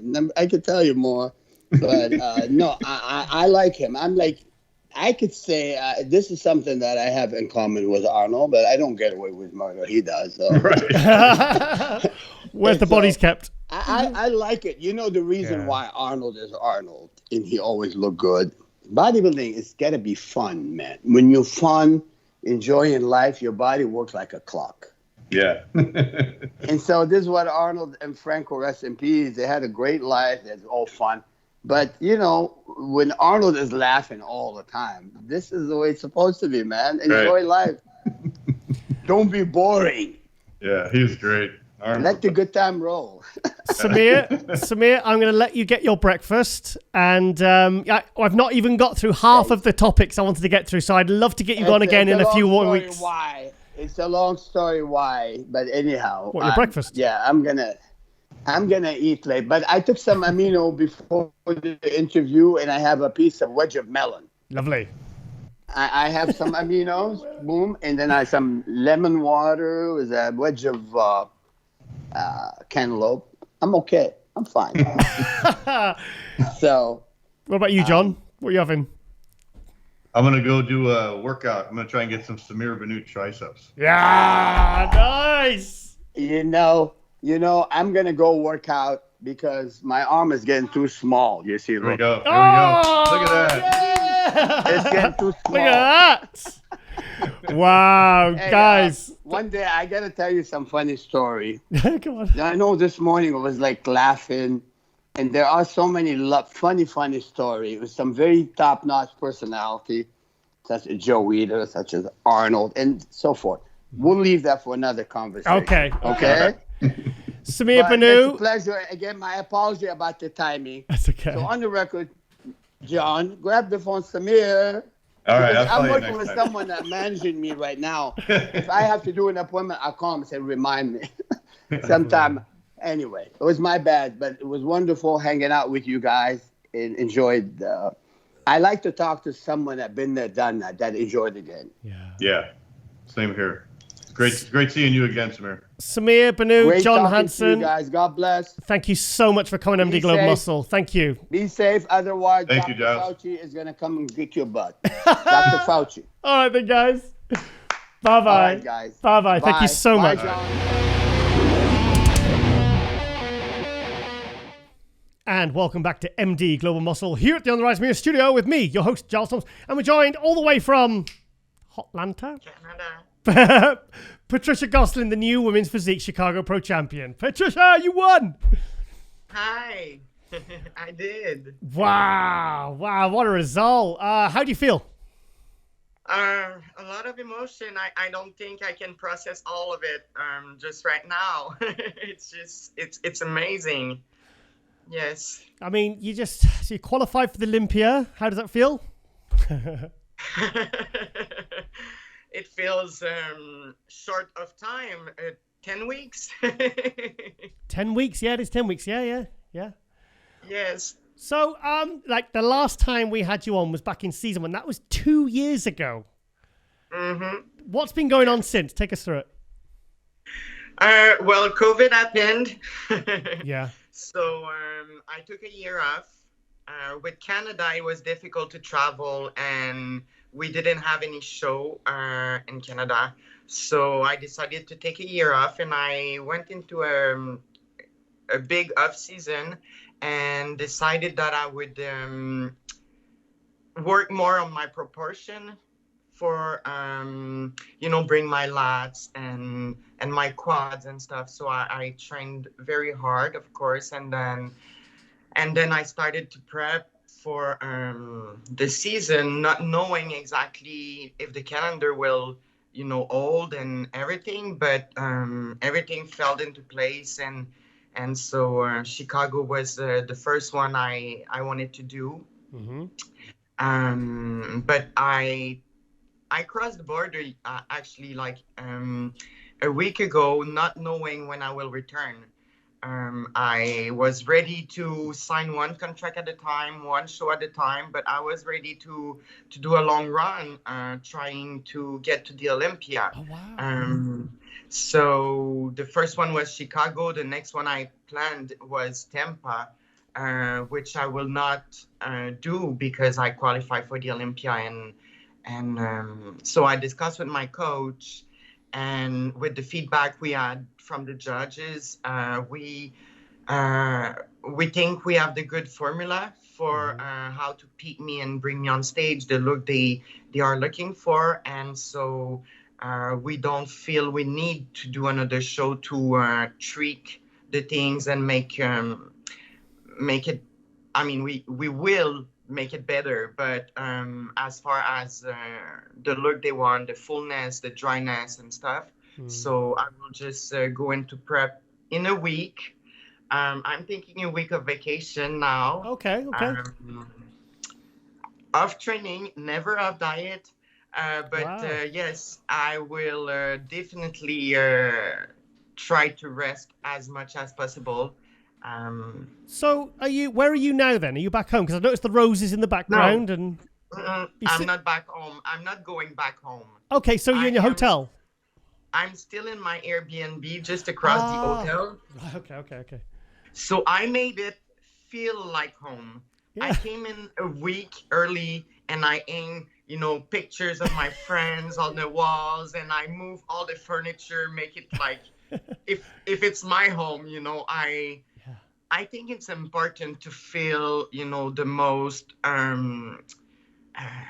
grounded when you're about to step on stage. And so, I made myself home in the area to found myself a place to do the nails, the hair and stuff. So I was basically in vacation 1 week before the show. So I think it helped a lot. Yeah, I think if you can get yourself nice and relaxed, especially when you're traveling to an event, and you can keep yourself calm. And I mean, we had Samir Bannout on, and he says, for getting rid of water, just stay calm. He said, just relax. He said, just do what you need to do. He says, and then you give yourself the best chance of kind of stepping on stage nice and dry. And, he said, it's very simple. He's very simple. So did you sign the contract for Tampa or? No, I didn't. Oh, okay, good. I always send one contract at a time exactly for that reason. Yeah. I always go into the show hoping to win.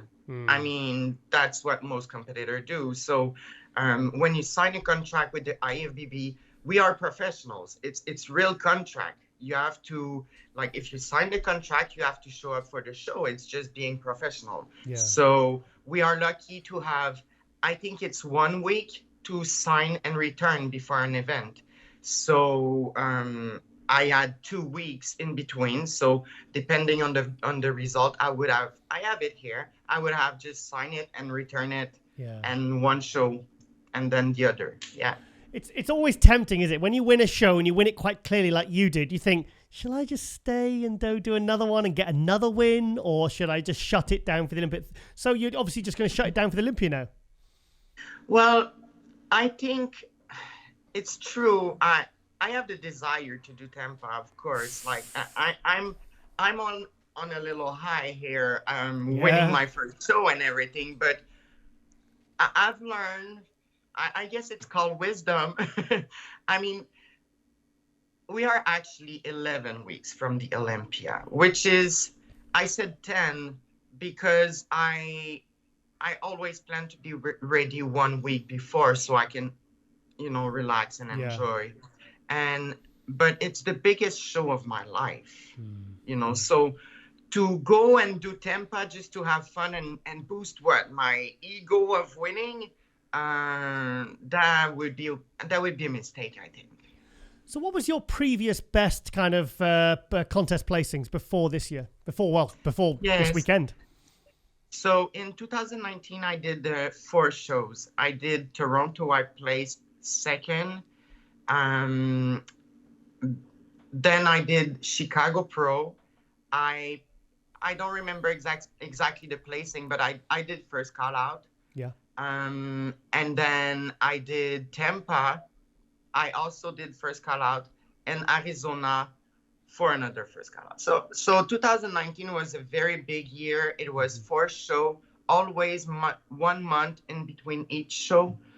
So it was a full 12 months prep. 12 months prep. And I mean, I was ready after 16 weeks. And then from 16 weeks for the first show, I just went on for another 16 weeks, basically. Patricia, you're a machine. You're a machine. Well, you know, I find that it's more difficult when you are leaning down, when you get ready. I think that's the hardest part. But once you're ready, I feel, I wouldn't say comfortable. It's never comfortable to be that lean, but I would say that I can cruise a long time. That's I can, incredible. you know, once I'm ready, I just keep it and you know, Yeah. keep going. Yeah. Do you know what? Something I've noticed, and it was a few people have commented on the forums and stuff. They're saying the quality of the conditioning of the figure ladies and the women's physique ladies, certainly this last few shows, is actually exceeded that of many of the men's, all the men's categories. It's incredible what you ladies are bringing. Thank you. I appreciate that we can, you know, bring the ladies some reward for the hard work, because I would say it's probably more difficult for a lady to bring a great level of conditioning than it is for a male, just as far as how we are made. We have estrogen. We are made to make babies. We are supposed to do babies, not bodybuilding, right? Yeah, so we kind of no, but I mean, it's true. This is life. So we kind of go against the nature on top of having to do the work. So we fight the estrogen level and you know, all this stuff. And so to bring a level of conditioning that is, you know, with the shredded glutes and all this, I mean, it's a big struggle, but that's what we like. We fight to be equal to men, so we have to do the work to be equal to men. Honestly, I've been, because you were great in 2019, but when I saw the pictures from, you know, and the live stream, I was thinking, you've completely transformed your physique, and your conditioning was what I can only describe as perfect. Like, I don't see how you could have been any better conditioned. It's impossible. Thank you. I appreciate. It's amazing. I will just accept your kind words, and I would just say thank you. Okay, but like, so what's the game plan now for the Olympia? What's the goal? Well, I guess I'm starting my biggest prep with 1 week vacation, which is which is not too bad. I haven't really talked about a game plan for how we're gonna do it. I think, like you said, my conditioning is fairly good, so I think that won't be an issue. I also analyzed my physique and saw that I didn't lose my legs this year because we were smart about cardio and diet.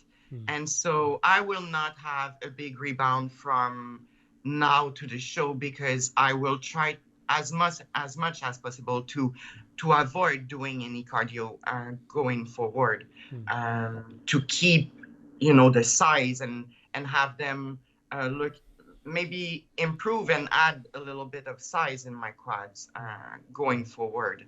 So I would say that, you know, that's why I'm not going off diet. I mean, I don't do sweets. I don't do sugar. I basically stick to my plan all the time. It's just the quantity that change. Yeah. So, yeah. So, what's your thoughts on a lot of the ladies now? The female bodybuilders back at the Olympia. It seems like a lot of ladies are now jumping ship. And I'll be honest, I watched the women's bodybuilding and I watched obviously the women's physique, and I'm struggling to see much of a disparity between the two categories. It's probably why a lot of ladies are kind of jumping to kind of like Mela Ash. She took the chance. She was at seventh in Tampa, and then thinks, I want to try female bodybuilding, maybe preps a little bit differently, goes and wins New York Pro, gets fourth at Olympia. What's your thoughts on hopping over to female bodybuilding?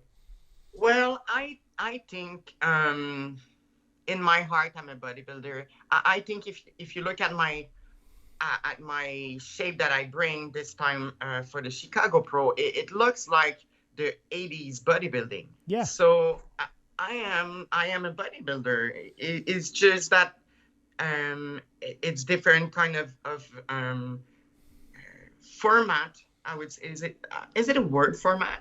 Yes. French. I'm French, but know. I would need a different, kind of package that they want now. But I think I represent what was the 80s look for female bodybuilding. I have tried to maybe make the switch. So this has been done. I tried. I feel I belong in women's physique. Okay. I look up for the female bodybuilder. I mean, I was having dinner with them yesterday, and it was just amazing that they included me. I was just, I'm just like a kid having, a sugar rush right now. It's just, yes.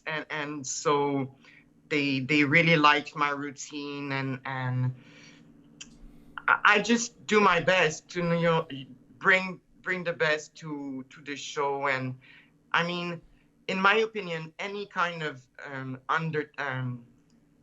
entertaining, you buy a ticket and you want to see your senior. Well, if your senior was drunk the day before and he's not performing well, you are disappointing. And so I try to respect the fan as much as possible. I understand they are not coming just to see me, but they are purchasing a ticket. They are going to an event, and maybe some people in that load, they could, put $20 aside every day, every week, just to go to the event. So for me, it's always, when I'm backstage, I'm always reflecting on how can I make them experience, my heart, how an artist I guess I am. Yes, It makes sense. I completely agree with you. A physique artist, I think I think anyone who kind of thinks that way, I think they're always going to put more of a performance into their routines. I think they're going to put more thought into their physique, and I think they're going to bring something more memorable to the stage. Yes, but I mean, someone has to do it in the male, and there is plenty of great poser, and I just think, if every lady can find their own unique way to express themselves and their physique, and to be able to display it on stage, and I just think people need to see that that's where we are going at as pro, because when you are on your pro card, it's okay, you become a pro, but then it comes with some responsibility, at least for me in my heart. I mean, you give me, you acknowledge that I am a professional, that therefore I have to act like one. I have to bring, a professional look. I have to bring a professional type of conditioning, type of routine. It's from the moment you step on stage and the moment you leave the stage. And I think the problem is that people focus a little too much about just the judging. People, they kind of forget, they want to win the show, and that's great. You want to win the show, but behind that line of judge, there is so many people who are just there, and they are there for you because they love it. So just think past the first line. Of course, the judging is we are competing to win, but I just feel, very connected with the crowd when I'm on stage, and that's my home. This is where I feel my best. I'm backstage hoping to get some butterflies, but I feel comfortable on stage. I'm a super shy girl in life, but when I'm on stage, it just feels home, basically. Most people are the opposite. Excuse me, I didn't hear you. Most people are the opposite. They're very shy on stage and kind of more maybe a lot of bodybuilders more confident off stage, but you're kind of the opposite. Yes, but I mean, this is something people learn also. I've been competing for 10 years. Of course, at the beginning, I was shaking backstage, like super stressed and stuff. But the more you compete, the more at ease you are with with your own body in the space of the stage, because I think it's a matter of moving into a space where you are alone, you are elevated, you have lights on you. It's just how the brain process all these information. So the more you go, I think the better you become. And that's why you have the amateur, and that's why you have the pros. The pros just become better at being in that same situation, I think. So who's your coach, Patricia? Shelby Starn. I knew. I had a feeling. I was like, hang on, I'm sure it's Shelby. I'm sure I've seen it's Shelby. Yeah, you don't change the formula when it's working. Yeah, I think one season we had all four first call outs, so I think it's just you need to keep improving, and bodybuilding is a science itself, so you cannot just change coach all the time and expect to improve that much, so I just was lucky to find my perfect fit as far as coaching. He surely has to be the number. I can't think of anyone that even comes close to Shelby in terms of women's physique, even figure, bodybuilding. I can't think of anyone that gets the kind of results he does so consistently. I agree, but I would add that I don't think he really mattered. I don't think that matters that much for him.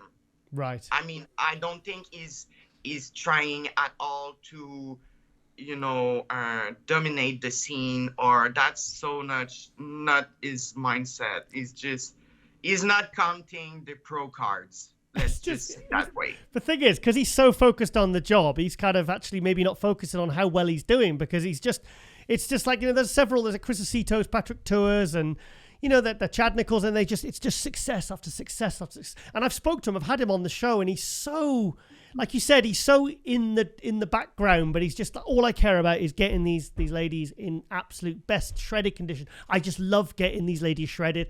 It's just like the passion's there. He's so like, I love, he's like a crazy scientist, Yes, I think you find the exact word. Crazy scientist. Let's call it. This is, Shelby is now a crazy scientist. Have you got one of those tops that Rachel Daniels has got with all his face all over it with the glasses on? Have you got one? I'm sorry, what? So have you got, because Rachel Daniels has the top, and she's got like this top, and it's lots of faces of Shelby's face. Oh, yeah. Yeah, you got to get one of those. I think we should start selling those. I think we should. Fantastic. With the goggles on, the glasses on. So much. Like, she's so funny. She brings so much, I would say, a breath of fresh air in the industry, and I think we need that. Yeah, I think we need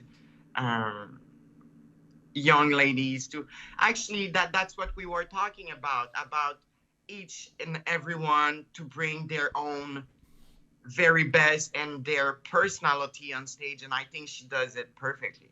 Yeah, I think because honestly, like the women's bodybuilding coming back now, it's almost like it's still a little bit of focus temporarily off the women's physique. But the women's physique is such a popular class. I mean, the depth, I can't believe how many new ladies are coming through into the women's physique all the time. There's just so many. And some of them are like training to be women's physique. Some are switching from figure. I don't see many dropping down from bodybuilding anymore. I see more going from women's physique to bodybuilding. Yes, but the bodybuilder, they were a little bit older. Yes, so that's true.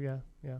They would probably retire, or I mean, what is the number of years a competitor actually competes? Like we said, we are women. We go through life, and then if we want to have a baby, we have to stop. Yeah. Competing. Compared to the male, they have the baby, they are a father, but they don't carry, and also they don't carry the marks of giving birth, which is a miracle itself. When a woman decides to go ahead and have a family, then it's a bigger decision as far as her career, because it transformed the body. You will not return the same way you were. I'm not saying the moms are not great competitor. I'm don't get me wrong. I'm just saying that the body changes, you know. So actually there is plenty of moms that I look up to that are great competitor and very competitive, you know. So but yes. Yeah. I mean, I know it's a different division, but Janet Legg, she's had 2 kids, and she's the bikini Olympia champion, you know. So it can be done. So yes, so I'm excited for the Olympia, as are you, I'm guessing. I am excited, but I don't think I realize everything just yet. Because I'm still there, because everything goes so fast, and you plan, you think you're ready, you know. You go into the show and you think you're ready to win, and then it happens, and you aren't ready. Yeah. For the victory. I mean, like, to what it means, it's just, my Instagram is crazy right now. I am now scared of opening my phone because I feel so much pressure. Well, not pressure. People are not pressuring me, but I mean, I have so many people I want to respond to, and I want to take the time because they were there for me, you know, and I'm like, I just don't want to go and, you know, hit the like. I think I want to do it, you know, a little bit more personal for each one. But then I opened my Instagram and I realized, like, okay, that week of vacation will be, you know, on the beach, going back a week on my Instagram and just read each comment and try to personalize at least a little response to everyone. That's nice. Yeah. That's really nice. Yeah, fantastic. So, and you beat some good names. I mean, Lenka, she's fantastic. She's won pro shows. I think she's won a couple. So you beat some very, very, and it's the Chicago, I think, this some girl, huge show. Can I stop you a second? She was so sweet. The second one, which I can't remember the name, but the lady was so sweet. Lenka. We went backstage after the prejudging, and she took my hand, and I mean, my English is not good. I mean, not the best. I understand most, but so she took my hand and she said in her also struggling English how she wanted me to win because she was already qualified and she thinks I belong on the Olympia stage. And so she says, like, you know, I really hope you're gonna win this, you know. And just the emotion. I mean, I have so many great people around me. It's just I'm blessed. Yeah. So when you go back, where do you go back to? I'm going back to Canada after. I'm taking a week. Actually, I don't even know where I'm going from now. Fantastic. Well, I hope you enjoy some nice food or whatever you want to say. You said you're just going to stay on your diet, though, didn't you? That's what you said. Yes, I'm very happy with my diet. I eat the same meal basically all year round. The quantity changed, but this is my favorite meal. I don't look forward for any meals. I don't do sweets. Great. I'm always, you know, Shelby always tried to make me carb, and I don't like carbs. I don't like how it makes me feel. My biggest treat is meat. I mean, I'm a carnivore. I can eat like crazy. Actually, my diet is basically like more than a 212 guy as far as protein.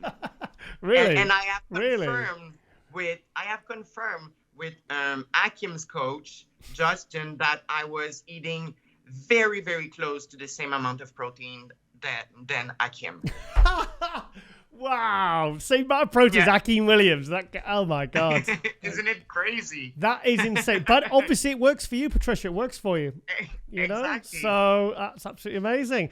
Right. Okay then. Well, I think that was a huge win to go into the Olympia with, and it's going to definitely carry with a lot of momentum. I mean, you'll be one of the best conditioned athletes up there, and I think your shape was beautiful, your presentation, everything. I just think you looked amazing. Everything, the overall package you brought was just unbeatable. I really do. And let's see what that brings at the Olympia. Let's see if we can get first call out and get Shelby some more, thumbs up from the judges, Yes, I agree. But I will go into that prep for Olympia the same way I was for this one, which is I can only do my best. So my best I will bring, and so I have no expectation. Okay. I never thought in a million years that I would make it to the Olympia one day when I started. Wow. And that little girl is still in me. So I'm just having that mindset that just have fun. One day you will be 80 years old and you will be chasing other 80 years old just to show your picture, Dusting your Olympia medals. that girl, it's me. It was me. I was in shape. Yep, sure will be. Yeah, fantastic. Well, hopefully we'll, like I said, this has been it's a great return for you for 2021. Winning a big show like Chicago, that's fantastic. And you beat some fantastic ladies. So, big congratulations. And I wanted to get you on 2 years later, 2 years on, sorry, to see, just give you some more promotion and publicity and see what's been going on with you. But fantastic, Patricia. You look absolutely amazing. And you do an amazing job by doing so. Oh, thank you. So, you really bring some quality information. You do your research about people.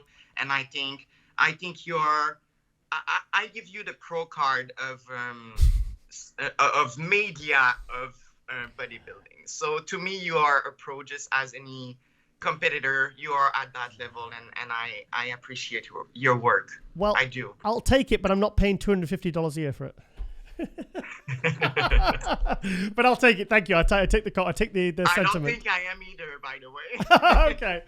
Right. Okay, then, Patricia. Well, enjoy your week and messaging everyone back and making sure you connect with everyone. And like I said, just congratulations and all the best for your prep, and hopefully see you on stage at the Olympia. So excited to see what you're going to bring. Thank you very much, Giles. Okay. Thank you, Patricia. Bye-bye. Bye-bye. And welcome back to MD Global Muscle here at the Unrise Media Studio with me, your host, Giles Thomas. And we're joined, we don't just get one, we get two for the price of one, Ahmed Wardany and Mohammed Shaaban. Hey, brother. Guys, this is nice to meet you for second time. This is first time for me. First time for Ahmed, second time for Mohammed Shaaban. Right, okay, now Mohammed, you're going to be kind of helping Ahmed with his English. Yeah, yes. First of all, clear something up for me. Are you married to his sister? Oh, but who's... No. No, because Ahmed sent me a message saying, my sister... Oh, do you mean sister as in... Yeah, because my wife, friends. My wife, meaning like my sister, his I thought I had a really good story there. I was like, oh no, she my sister, right? Okay, like brother. Okay. Yeah. Right. Okay. Now, Ahmed. Also, another thing.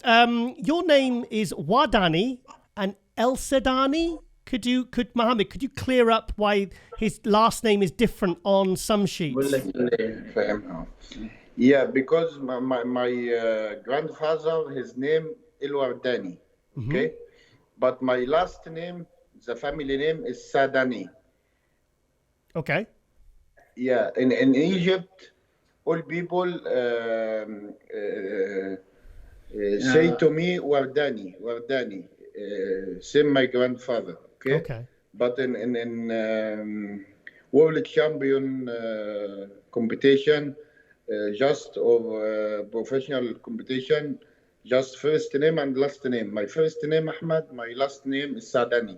Right. But Wardany, not last name. Wardany is my grandfather. Like me, like my last name is Imbabi. But here in America, they always use the last name and first name.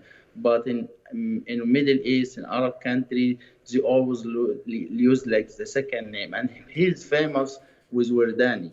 Right. There, but here they always use the first name and second and last name. Okay. No, because I was when we did the preview with Ron Harris, I said at the end, I said, oh, there's a guy in the 212 you have to watch out for. I think I've seen it. He's doing this show. And I looked at the list and I went, oh, this is a different guy. He says he's in California. This guy's from Egypt. Yeah. So I was like, oh, no, I got it wrong. But it wasn't. It was the right guy, the right Ahmed. Yeah, this is happy story because when we apply for his, when we renew his broadcast this year, and we put the address for my house. Ah, yeah, right, okay. And they put this address on the list. Right. Okay. Yeah. Okay. So Ahmed, when did you fly out to California? When? لك انت امتى سافرت جيت لكاليفورنيا؟ Yeah, I'm come to California in 12 July 12. Oh wow, okay. Yeah, before 7 days competition. Yeah. No, like 12 10 day before show. Yeah, 10 or 12 days before. To train with Muhammad in gym. Yeah, 12 days. Okay. So, both of you are a huge talking point. The Chicago Pro was yesterday. Ahmed, you took second. I mean, many had you winning it. How do you feel? Because the last time you competed, I think I saw, was it 7th at New York Pro or Chicago? I can't remember. Chicago. Last year, he placed 7, yes. Yeah. بقول لك ايه الاحساس اللي حصل لك لما لعبت وخدت سكن وانت قريب انك تكسب في شيكاغو السنه. قول له هو انا كنت جاي اخد اول اصلا. انت يسبق هو المفروض انا كنت جاي اخد المركز الاول، كنت جاي وانا مختار البطوله دي بالذات لان عارف ان هي فيها المنافسه قويه، وهي نفس البطوله اللي انا خسرت فيها السنه اللي فاتت. بس السنه اللي فاتت كان عندي ظروف خاصه، يعني كان عندي مشاكل ووصلت لأمريكا يوم السفر نفسه، يوم الميزان. وصلت يوم الميزان وكان في شوية مشاكل في المطار وكده، ويعني ما كانش الوضع مظبوط البطولة اللي فاتت، فما كنتش جاهز 100%. فما خسرت فيها كان أول مرة في حياتي يعني أخسر، يعني أسوأ مركز مثلا خدته 3 أو 4 في أي بطولة. فما اتحدفت 7. Mohammed. Hold on. What is it? Was it yes? Yeah. Hold on. That's all he said, yes. Okay, Yeah. Can you explain, Mohammed, please? First thing he said, last year he come here that one day before the show.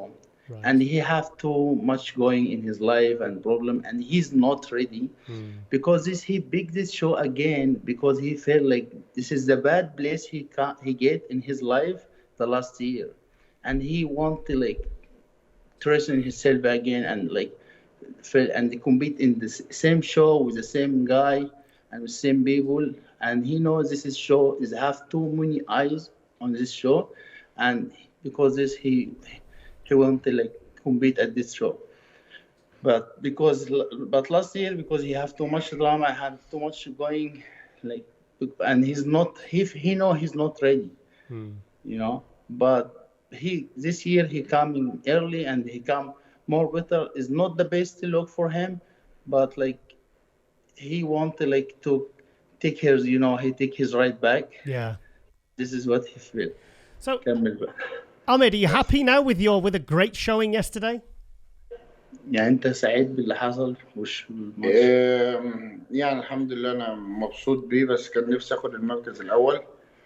و يعني كانت في اوضاع اكسبها، كان في اوضاع اخسرها، بس انا اتعلمت من الماتش الاخطاء اللي عندي، وان شاء الله البطوله الجايه هشتغل عليها واكون احسن من الماتش ده. He said he's happy for what we get, but he wish to he already wish to get first, but he know he's lose because his son boxing, and because his son is boxing.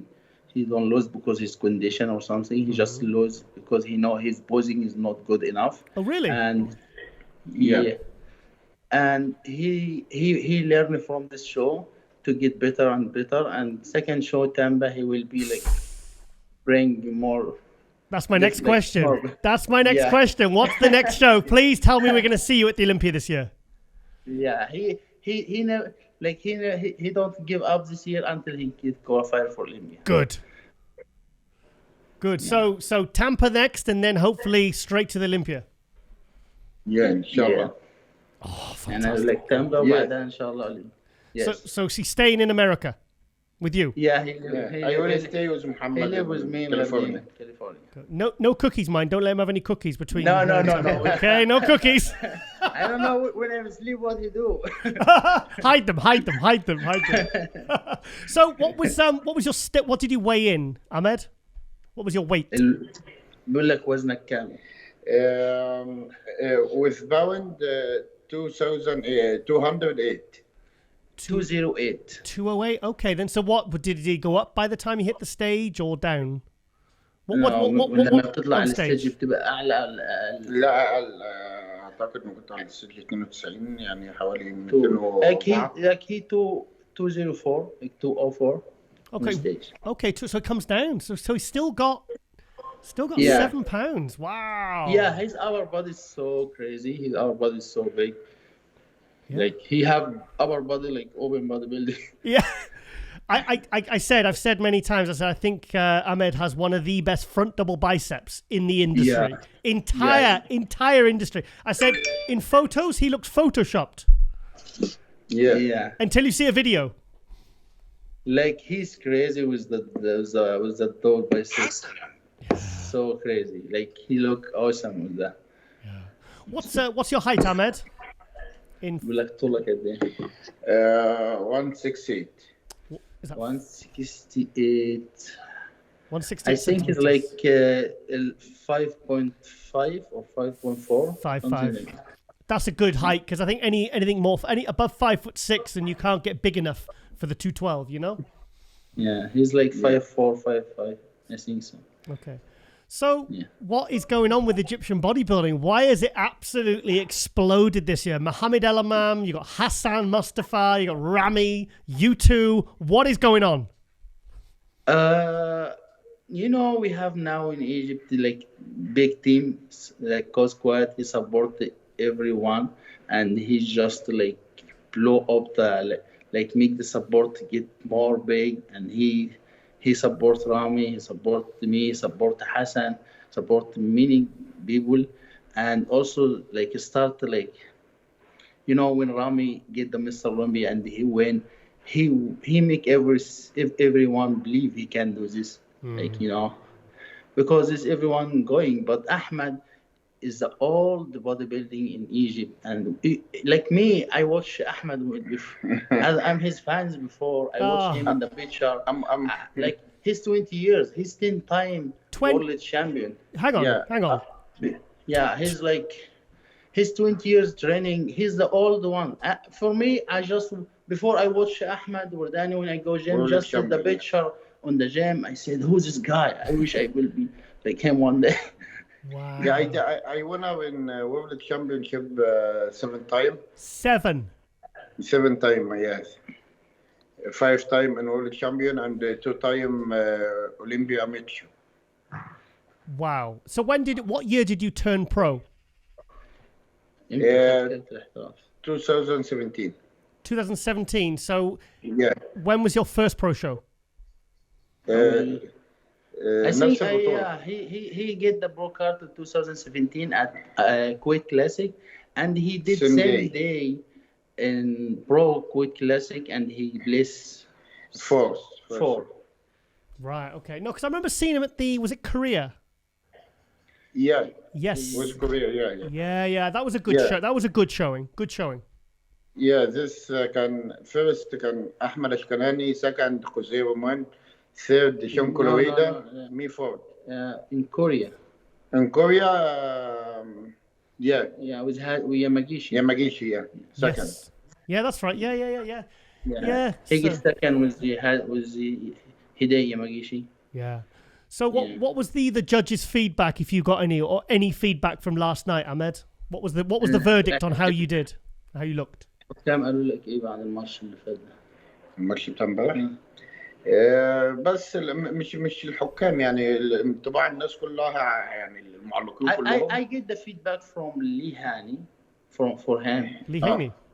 Yeah, Lee Hani, he's talking me, and he said he like his shape too, he's like his shape, and he's lean, he's lean and dry more than Kian. Yep. But Kian comes soft at this show. But Ahmed, he lost the point with posing because he moved too much and he don't hold his posing. And this we're talking about that. He will practice this for next show. Okay, so now you're staying at Mohammed's. You can practice your posing and hold your poses for Tampa and win Tampa. Yeah, Mohammed, you will learn with me. It's done deal. Done deal. Wow. So how are you feeling, Shaaban? I'm sorry, Shaaban. Like, we all call you Shaaban on the circuit. Mohammed, Yeah, sorry. right. Call you Shaaban. I feel good. I feel good. I respect what the judge gave me, and I think I did great, but I come more better because I know I'm missing something this show. Like,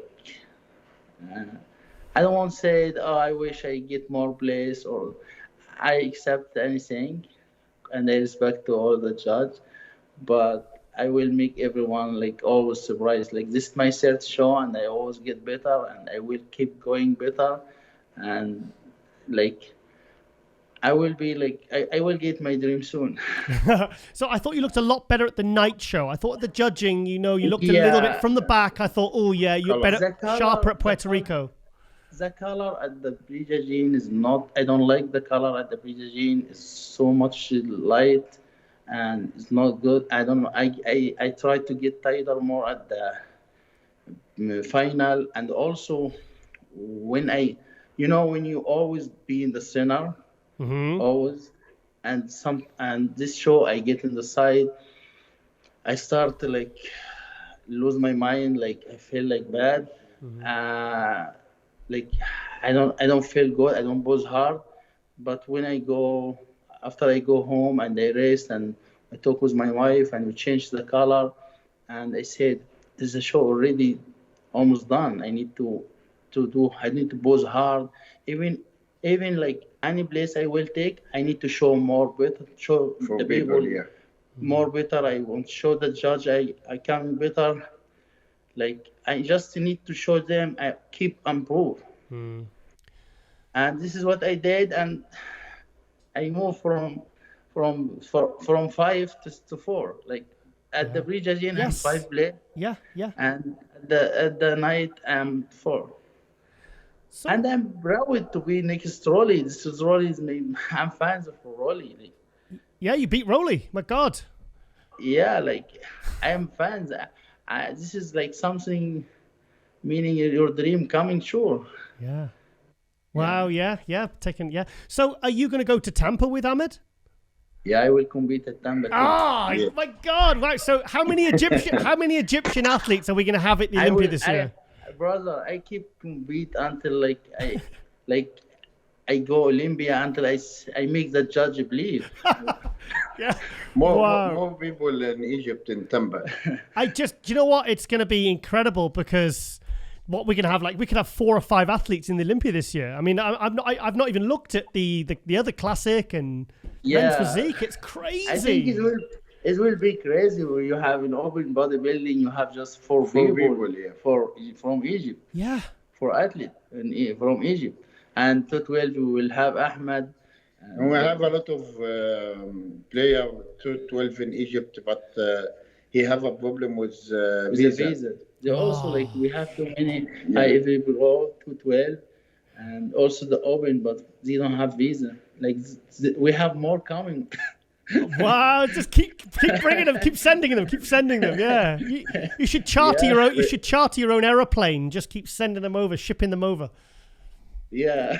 Wow! I tell you, it's gonna be. And also maybe we do taxes too. Like. Wow. Yeah. Okay. So where are you on the point standing at the moment? You must be very high up. I am top 3 now. I have 14 points.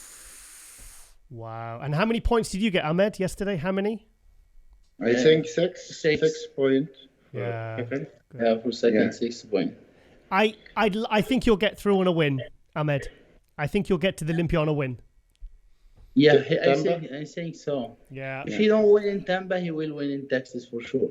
Yeah, I believe that. I believe that. So what's the who prepped you, Ahmed? مين الكوتش اللي عبد الله لاتيري. عبد الله اوكسجين. Oh, Abdullah. yeah the Brandon coach. Oh, well, there you go. Easy win. Easy win. No, seriously, that's a great coach. So, has he? What are you going to try and do? Come in fuller or harder or for Texas? يعني انت المرة الجاية عايز تيجي اكبر وتيجي انشف. لا يعني ممكن انشف شويه مع البوزنج. No, he want to come more tighter, more shredded, more tighter, and he won't come better with posing. Like he can hold his posing more. He don't move. He will practice more, like to show his presentation more better. I honestly, Ahmed, I didn't see a weak pose. I thought your condition was fantastic. Your color was fantastic. Your shoulder to waist was incredible. Your midsection, beautiful. I just think I would almost like keep it the same, and just like I said, tweak the posing. Get the posing right. يعني أنا بقول لك إنه شايف إنه البوز كويس، إنك أنت وسطك الجسم، الكونديشن، اللون، كل حاجة. Just I need more focus for posing. Like he just need posing rotation. To hold his posing just a little bit to make the judge see. Yeah. And to make the judge like, oh, this guy is like, he's ready. He don't move. Yeah. He's hold his posing. He not sweating. Like he's work hard. I think he could be top 6 Olympia this year. Inshallah. I think for sure if he come more tighter and more dry, he will be in top 3. I'm sure. Yeah. And thank you for making me look good when I said watch out for this guy. Because that was very good for me. Very good for me.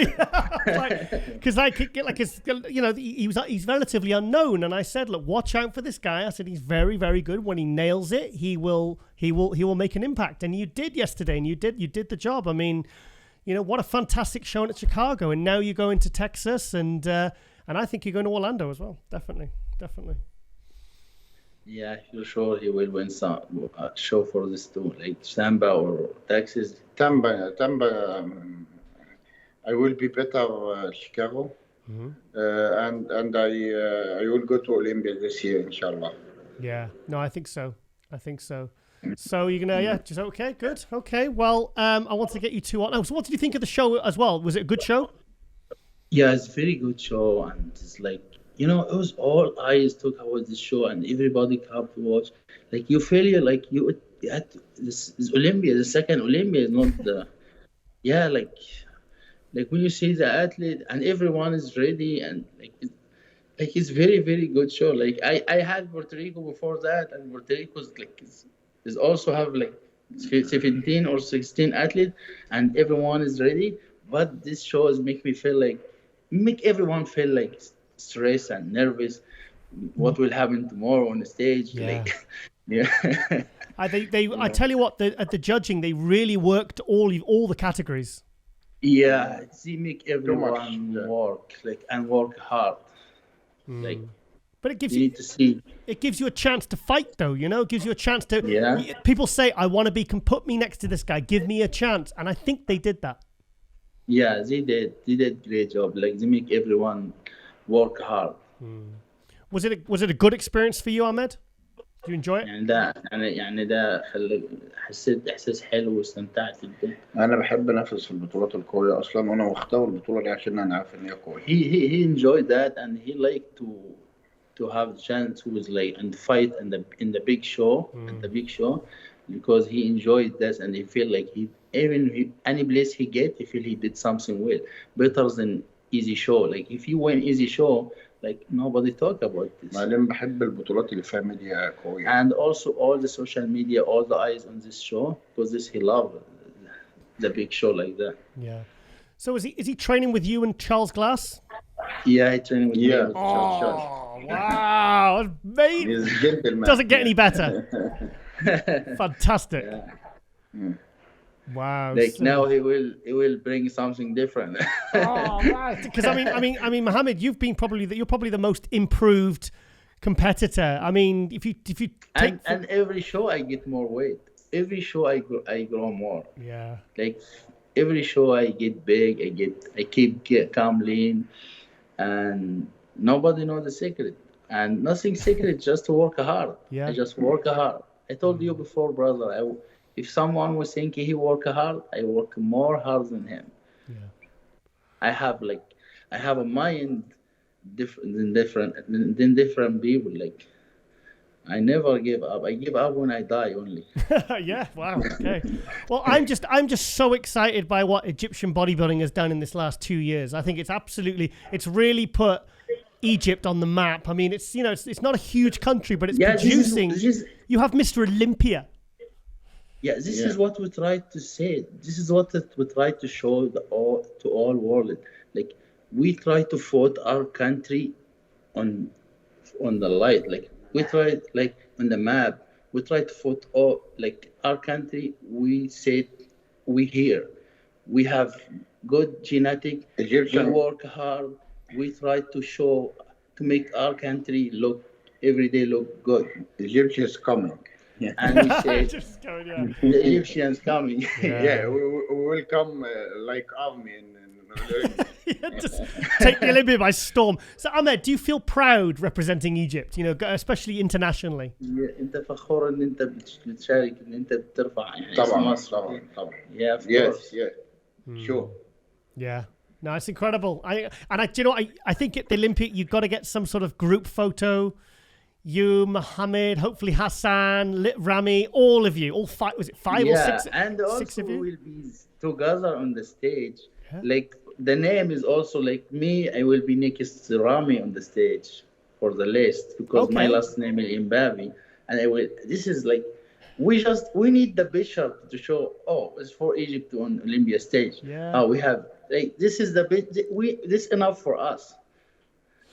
It's enough for us. I think you need to speak to Dan Solomon and see if you can get the five of you on stage together with the flag, with the Egyptian flag. Yeah. Wow. Wow.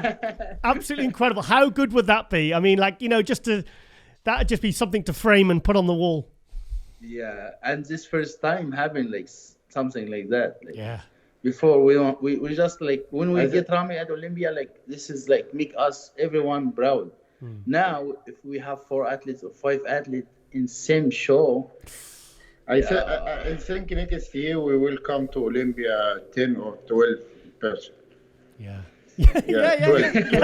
Incredible. Yeah. Well, I think they will put name like as Egypt Army is coming. Yeah. Hashtag Egypt Army is coming. Like winter, like Egypt, Rami's winter is coming. Yeah. Egyptian army. Yeah. Wow, fantastic. Well, Ahmed, you did absolutely incredible yesterday. I was so excited when I saw you on stage. I just thought incredible.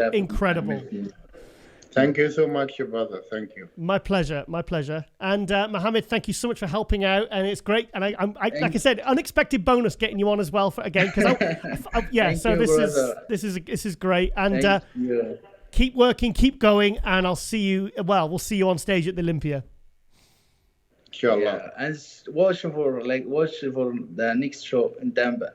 Yes. Yeah. I can't wait.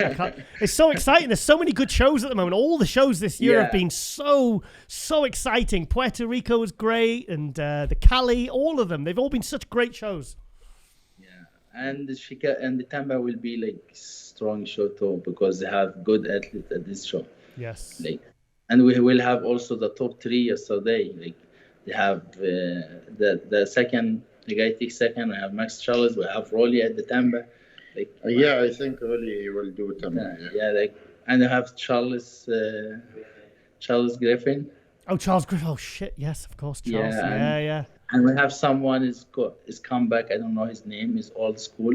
Someone, I don't know his name. He's coming too. We have Ian at this show. Ian Valier. Yeah, his will be great show.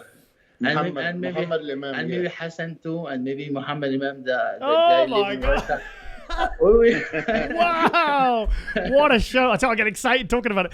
So yeah, fantastic. Wow. Okay. Well, guys, keep working and sort that hold those poses. We have Sergio at this show too. Yes. Well, Sergio Live, it will be crazy show. Yes, yeah. Well, Ahmed, start holding your poses, please. Keep practicing. Yeah. This time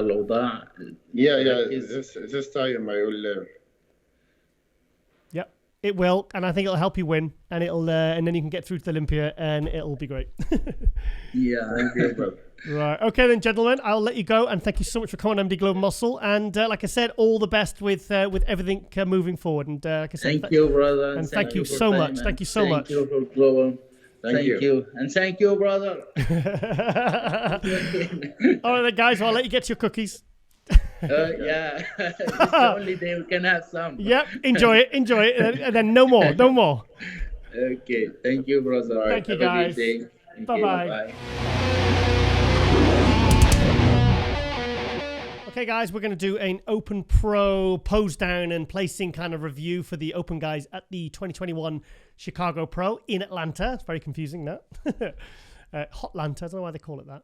Right, okay, we will go to, this is let's just see what we've got here. The finalists, looks like we've got the top 6 here. Very, very close top 6. Okay, can you just turn the sound down a little bit, please, Colin? And I'll just give some commentary. Yeah, we can hear commentary on commentary, yeah? Roelly looks pretty relaxed there, mind. What's going on, Roelly? He looks pissed off, doesn't he? I think he knows he's not top 3. Must be hard for a top athlete like Roelly to come back after 2 years. But what was going on with Roelly's tan and sheen? He's got nothing on. Yeah, look at the difference between Shaaban's legs and Roelly's. Yeah, Max looks fantastic. Max nailed it. Yeah, here we go. Got pose down now. Okay, I thought Shaaban really pulled out the bag for the night show. So did Hassan. I tell you what, Hunter looks really good there. He looks absolutely fantastic. Roelly looks so soft. Looks so flat. Squishy around there. Don't headbutt each other. Obviously now I'm absolutely buzzing about Brett Wilkin coming in. We had him on Global Muscle 2 weeks ago. I had him as my second place in the preview we did a few days before the show. So I was absolutely thrilled when obviously he was a real factor in this event. Yeah, a bit of buffering there from the live stream. Hassan, I thought Hassan looked great. I thought 6th place was harsh. Okay, it's a bit clunky this. Right, Hassan, what does Hassan do now? Is Hassan going to do any more shows or? Yeah, I think he might have enough points. I just want to see him get to the Olympia as I do Shaaban. You know, Mohammed Shaaban. Look at Shaaban's legs. There's so much muscle on that teardrop. It's almost like too much muscle just hanging over the kneecap. Max Charles, big shock of the show for me. I wasn't expecting that. Another guy who kind of worked hard in silence, I guess, and looked fantastic at the Arnold Classic last year. Took 8th place. But for me, obviously, as Ron Harris said in the review I did earlier this episode, Brett Wilkin was the shock of the show. He is a guy, 212 in 2019. He was classic in 2018 as an amateur. And here he is coming back around 240 pounds. And a real factor, for the win. For the win here. I mean, no one would have argued if he had won. So let's go. Okay, so let's go to the placings. Okay, that's the pose down. The 6th place award and presented to. Okay, let's have a look. Mustafa. Oh, man. He's had a tough year. Very, very busy. Can you just turn the volume down? I've got Dennis James's voice in my head. I love you, Dennis, but I don't want to hear your voice in my head right now. Yeah, can you turn it down a bit more, actually? Okay, 5th place goes to... Oh, Roelly. 2 years away. Turn it down, please, mate. I can hear commentary. Thank you. Yeah. Oh, he looks happy. He's very... Yeah. Roelly's going to go to... I saw on his Instagram this morning, he says he's going to do Texas. And the thing with Roelly, he gets better the more shows he does. And everything's still there. He just needs to fill it out and sharpen up. But I'm still in hope. 4th place, Shaaban. Yeah, Mohammed Shaaban in 4th place there. Fantastic season for Shaaban. I mean, no one was talking about this guy going into the this season. He didn't, I think he was 6th or something. I think 6th place at Chicago last year. 2019, he won the Portugal Pro, was last place at the Olympia in 2019, with people saying, how did this guy even get here? And now look at him. He's like 25 pounds heavier. And he's been 2nd in Puerto Rico and 4th place here. So he is a guy really, really moving up this year. Okay, here we go. 3rd place, Max Charles. Yeah, fantastic result for Max Charles. I thought he looked absolutely incredible. I think the top two was pretty clear cut. Can you just turn down a bit, please, mate? Because I can still hear Dennis James all talking over each other. Yes, the third place, Max Charles. Let's hope. Is Max going to be able to get to the Olympia, though? With all the people that are still looking to qualify. Nathan Diasha, Steve Kuklo, Ian Valier, Sergio, Vlad Suhorochko. Very, very close. Theo. They are Brett Wilkin. He must be so happy with second place there. I mean, well, maybe even happier if he'd have won, but what a I think he is the most exciting newcomer this year. I can't think of anyone that has hit the ground running like this guy. Second in your first, open show. It's not his first pro show because he competed as a 212 in 2019. There's Jake Wood tearing over everyone. That's these bags. Are these Wolfpack bags or something? It's a big new sponsor trend. Yeah, everyone seems to be... No, there's brand of bag that everyone seems to be in on and getting at the moment. So, yeah, and first place, Hunter Labrada. Do you know Hunter has done only, I think it's 6 shows in his life and he's won 5 of them? Huh. Yeah, and the one he lost was the Olympia. That he was 8th place at last year. Now how can you argue with a record like that? That's absolutely phenomenal. And every single year he's progressing, he's getting better and better and better. But Hunter, I would like to see a very special posing routine from you at the Olympia, because there's no excuse when you've got a dad like that, that can teach you how to really put something special together. So do that for us for the Olympia, mate, and I'll love you forever. Yeah, see Brett looks kind of small there, and then he poses and everything just pops. Oh, Roelly, man, it's just very little detail going on. Well, I'm still on the Roelly train. I'd love to see him be at the Olympia this year, and whether he'll be even top 6 at the Olympia this year, I don't know. But maybe he just needs a few more shows to warm up and kind of get his momentum back. So, so that is it. Let's have a little bit of Bob Schick interviewing Hunter now. Yeah, so anyway, I'll pause it there. But, fantastic result for Hunter Labrada. He must be so happy. And his father, Lee Labrada, the legend, 2-time Olympia runner-up, 89 and 1990. I was a huge fan of Lee Labrada.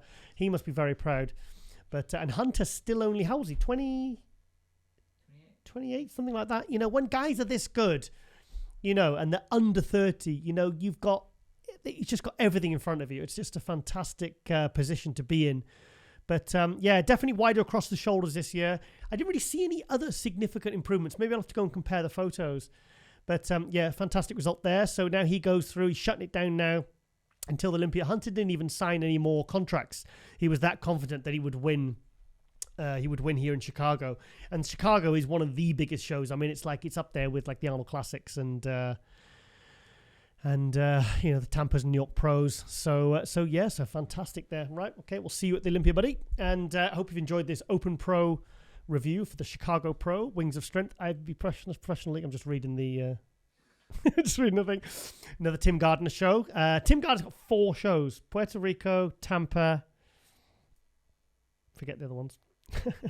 Tampa, Texas, Puerto Rico, Chicago. 4 shows in several weeks. So that's absolutely incredible. Fantastic job, Tim. Fantastic job to all the organizers that make up your team. So the Wings of Strength. Right, okay, guys. We're right back with our hot news and shout out after the break, and we are out.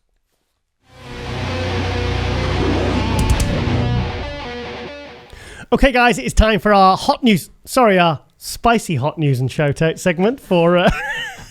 That's what I was giggling about, Colin. Sorry.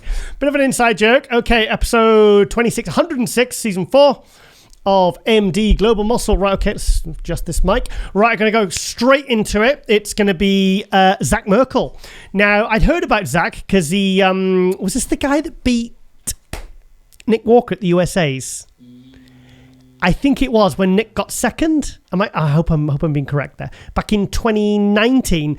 Now, this guy just took 7th at the New York Pro, Chicago Pro, and as you can see, he hasn't really updated his Instagram since, probably too busy eating. But he was not on my radar. I mean, he's even been on. Look, he's been on Fuad's, and I asked some of the MD forum members. I said, "Who's better, I mentioned 2 names, and they said, "Oh, Zach." I said, "Zach is next level. Zach's the guy you really got to watch out for. He's the future and all this." And I, like I said, I thought I saw these shots and I thought, yeah, he looks great, but I wasn't, he wasn't a factor going into this show, especially with names like Roelly Winkler and Brett Wilkin. And it's funny now, Brett's like this household name now. He's done second at Chicago, but that's how quick you can become very well known. You do some good results, beat some good names, and straight away you're in people's minds and thoughts and hearts. But gosh, legs are fantastic. We'll go to some other pages where we see some stage pictures, because I tell you what, he looks so impressive on stage. How many weeks? 7 weeks out this was. Doesn't post much then. That's a shame. Well, hopefully now he's got 7th at the Chicago Pro. Don't like that sofa. Maybe he'll start posting more, because here's a guy to watch out for. I'm telling you, I think another year or two, this guy could be doing like what Brett Wilkin did. From 2019 to 2021, got being like a unknown 212, and then next thing you know, he's beating guys like Roelly and nearly beating Hunter Labrada at the Chicago Pro last night. To be honest, there's not much on his Instagram, so what I'll do is we'll go to the other pages, and he doesn't post much. Come on, mate, you need to sort that out. I know dumbbell pressing is great. What's he pressing there? Oh, fucking hell, 180s. Wow, my God, he's playing with them. Oh my God, we need sound for this. We need the grunts. 180 pound dumbbells. And thing is, I'll be honest, his chest is probably his weakest body part. It is. Oh my God. How are these guys so strong? Just turn volume down a little, please, mate. How are they so strong? Yeah, how are they so strong? I mean, he's playing with them. Jeez, 8 reps. Wow, what a beast. There he's obviously off season. But honestly, this is a guy I'm really going to watch more closely now, because he really impressed me. 7th place at the Chicago Pro. I mean, 6th place was Hassan Mustafa, so you see the standard of this event. But 16.2 thousand followers. Yeah, so he's a lesser known guy. Yes, he did. He beat Nick Walker at the 2019 USAs. That was when Nick got 2nd. And then came back the following year and won the North Americans. And then 4 weeks later got 4th at the Chicago Pro. And then since has come back and won the New York Pro. So, he's 2 years ago, he was beating Nick Walker's. But both have come on in absolute leaps and bounds. Right, okay, next shout out is Christina Nicole Mendoza. I was watching the live stream for Chicago, female bodybuilder. I was absolutely blown away by the package Christina brought. Look at this. Look at that. That's perfection. In terms of female bodybuilding, she's got size, she's got condition, she's got femininity. She doesn't have the skull face, but her skin is thin on her body. The problem with Christina in the past was it looked like she was never going to get the kind of condition to be able to win or place well in shows like pro shows, any pro show. But wow, look at that package. I cut her front lat spread, her X shape, her symmetry. She's got some of the craziest leg shape I've ever seen. But everything kind of flows, everything fits. What did she say there? Sorry.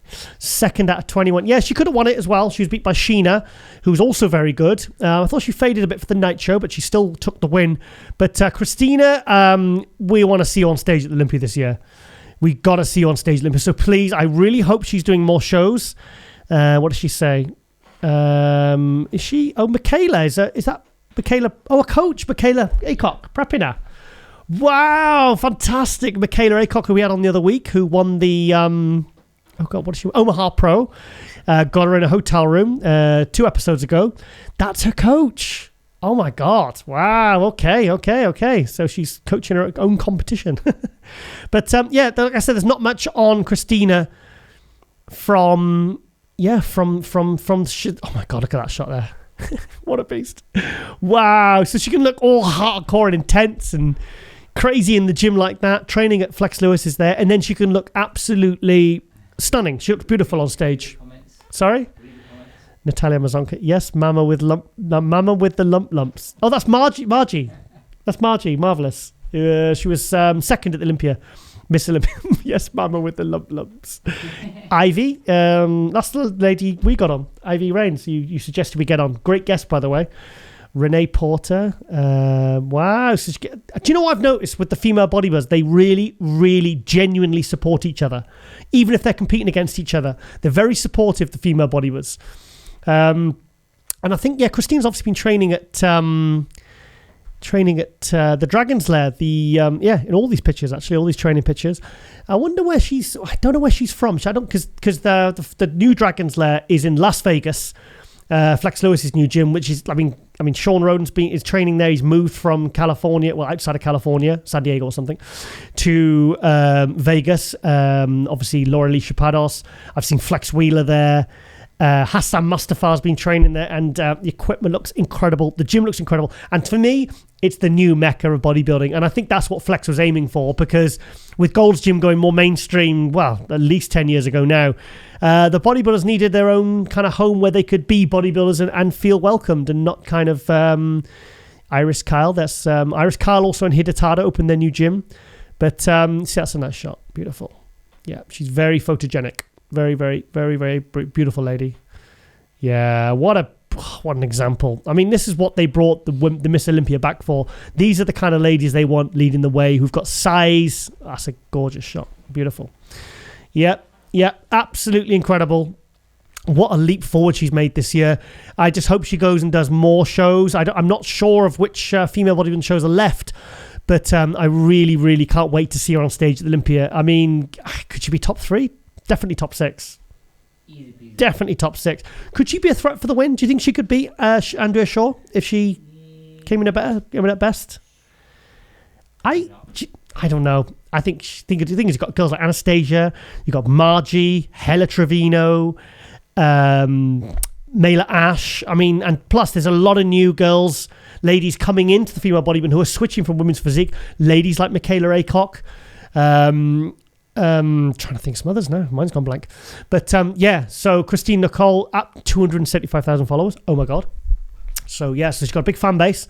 People are loving what she is bringing. So I'm really excited to see if she can make even further improvements. And I really, really hope we get to see her on stage at Miss Olympia October 7th through 10th in Orlando, Florida. Okay, our next shout out is gotta have Brett Wilkin on.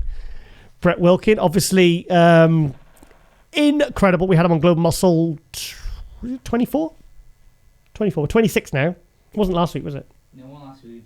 So, do you know, there's so many shows going on and so many different things going on. I can't keep up because there's the pace of the news and the events and the results. It's just non-stop because there's some weekends I've got multiple events on. So let's go to Brett Wilkin. I literally just want to show the pictures of him on stage because my God, did he deliver. Look at that. I mean, no one would have argued had Brett Wilkin beat Hunter Labrada yesterday. He was that good. Dennis James, Isabella Terrell on the live stream commentary, they were saying he could win this. I mean, look at the midsection. I mean, that's the hamstring drop, everything, the conditioning. I think the only thing he needs to improve on now is posing. His posing shit.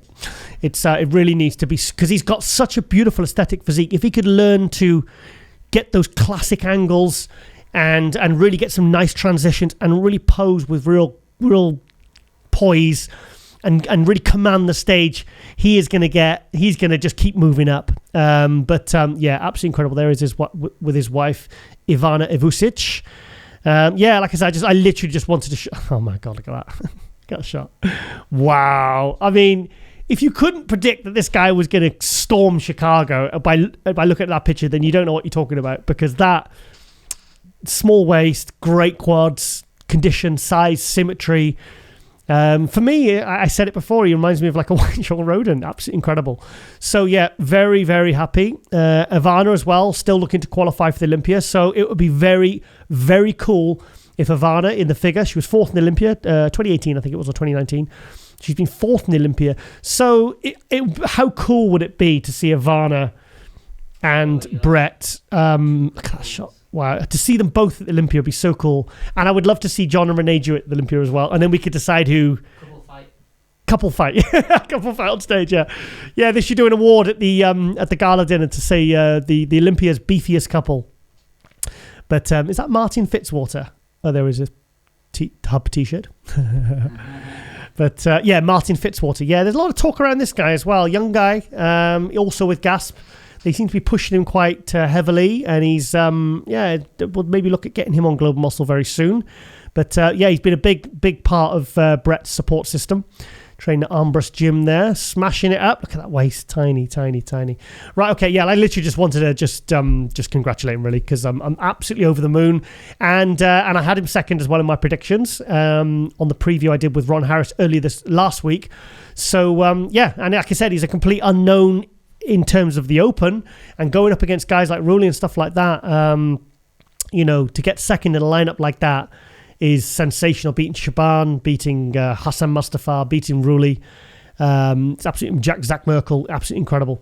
Right, okay, our next shout out is Sheena Olig. I think that's how you say it. But she beat Sheena won the female bodybuilding, and she very, very narrowly beat Christine Mendoza. I watched this on the live stream. You see, if you look at the picture there, she doesn't actually look as impressive as she did on the video. She doesn't, did she? But honestly, mate, at the pre-judging, I had her as the clear winner. But at the night show, I don't know what happened. I don't know whether the other girls got better or she got worse. But for me, she just didn't stand out, and I dropped her down to third. But, I mean, when she does her leg forward... trying to see if she does it here. Absolutely. Look at that, yeah. Look at... she's twisting the leg a bit there. But what a beautiful physique. Definitely, yeah. It was for me, it was like the hamstring and the glute tie-in here. Like there was girls that were muscular or tight in the upper body, but the lower body, like she's very complete. Very, very complete looking physique. But I've never heard of her before. As you know, there's a couple of donuts sprinkled in that mix. Okay. All gas, no brakes. Haide, congratulations. But yeah, so Sheena is now going through to the Olympia. So congratulations. Yeah, see, she doesn't post a lot either. Doesn't post a lot. But the thing is, even if you see a post, you wouldn't think that there's a woman that could win a pro show. And I mean, she looks great, but she's a physique that really looks impressive when you actually see her on stage and you see her compared to the others. What do you think, Colleen? Pretty good. She's good, isn't she? She beat Christina. She did. No, Christine looked fantastic. In fact, I thought Christina had her at the night show, but they'd already decided, because she did look very, very good at the pre-judging. 5,500 followers. Yeah, so she's quite under the radar as well. I don't know. She could make top 5. I don't see why not. I think she's going to be going up against a lot bigger girls at the Olympia, though. Be top 10 for. She could be top 10. Top 10, the first Miss Olympia. I think she'd be happy with that. She can beat Irene Anderson. Yes. Irene's big. It depends what they go for. It depends how they look next to each other. It all depends. I mean, she had beautiful symmetry, beautiful shape. And she could almost do women's physique. But if she's winning female bodybuilding shows as big as the Chicago Pro, then, she beat all these ladies. So, yeah, absolutely sensational look. And Sheena is going through to the Miss Olympia in October. So fantastic result there. Fantastic. Okay, then I want to give some love to, 340,000 followers. Roelly Chapados. I mean, I'm not the hugest fan of bikini, but I have had Roelly on MD Globe Muscle. She was my favorite bikini athlete I've ever interviewed. Am I allowed to say that? A couple of the others I struggled with. I did. There was one we had on, and it was the longest 10 minutes of my life. It was the best 10 minutes of your life. No. It was the worst. No, I would say it was the longest 10 minutes of my life, even more than cream of rice. Even more so than cream of rice. No, that was a long 10 minutes. Jesus. Right, okay. Yeah, but Roelly, I couldn't believe the package she brought. I was watching the bikini, and for me, she was the clear winner. I think I saw Roelly at the Olympia, and I was actually a little bit disappointed at what she brought to the Olympia. She was fifth, but I don't know. I wasn't blown away by how she looked. I was expecting her to look better. I was expecting her to look like she did here. I was absolutely blown away. And I think, could she be a factor for the win? I think she's been second in the Olympia, but Oh, there she's with Roelly. That's cool. Yeah, I love Roelly. She's so lovely. And she's very tall. I met her at the Olympia gala dinner when she was there with Sean Roden. And yeah, I couldn't believe it because I literally bumped into her and I went, oh, wow. I said, hi, Roelly. And she said, Giles, she goes, you're taller than I thought. And I said, I was going to say exactly the same to you, Roelly. I mean, heels, she was like up to my height and I'm 6 foot tall. So, yeah, she's lovely, lovely. We've had her on the Buff Bombshell show. The girl said she was fantastic to interview, very inspirational. Puts out a lot of very on top of her social media game. Puts out a lot of training content, as you can see, which is great. Gives the other girls a chance to learn from the best of the best. But could she win the Olympia? Oh, I'd love to see Roelly win the Olympia. Yeah, it'd be great. And she's training there at Dragon's Lair as well. See, I can recognise the yeah, look. Yeah.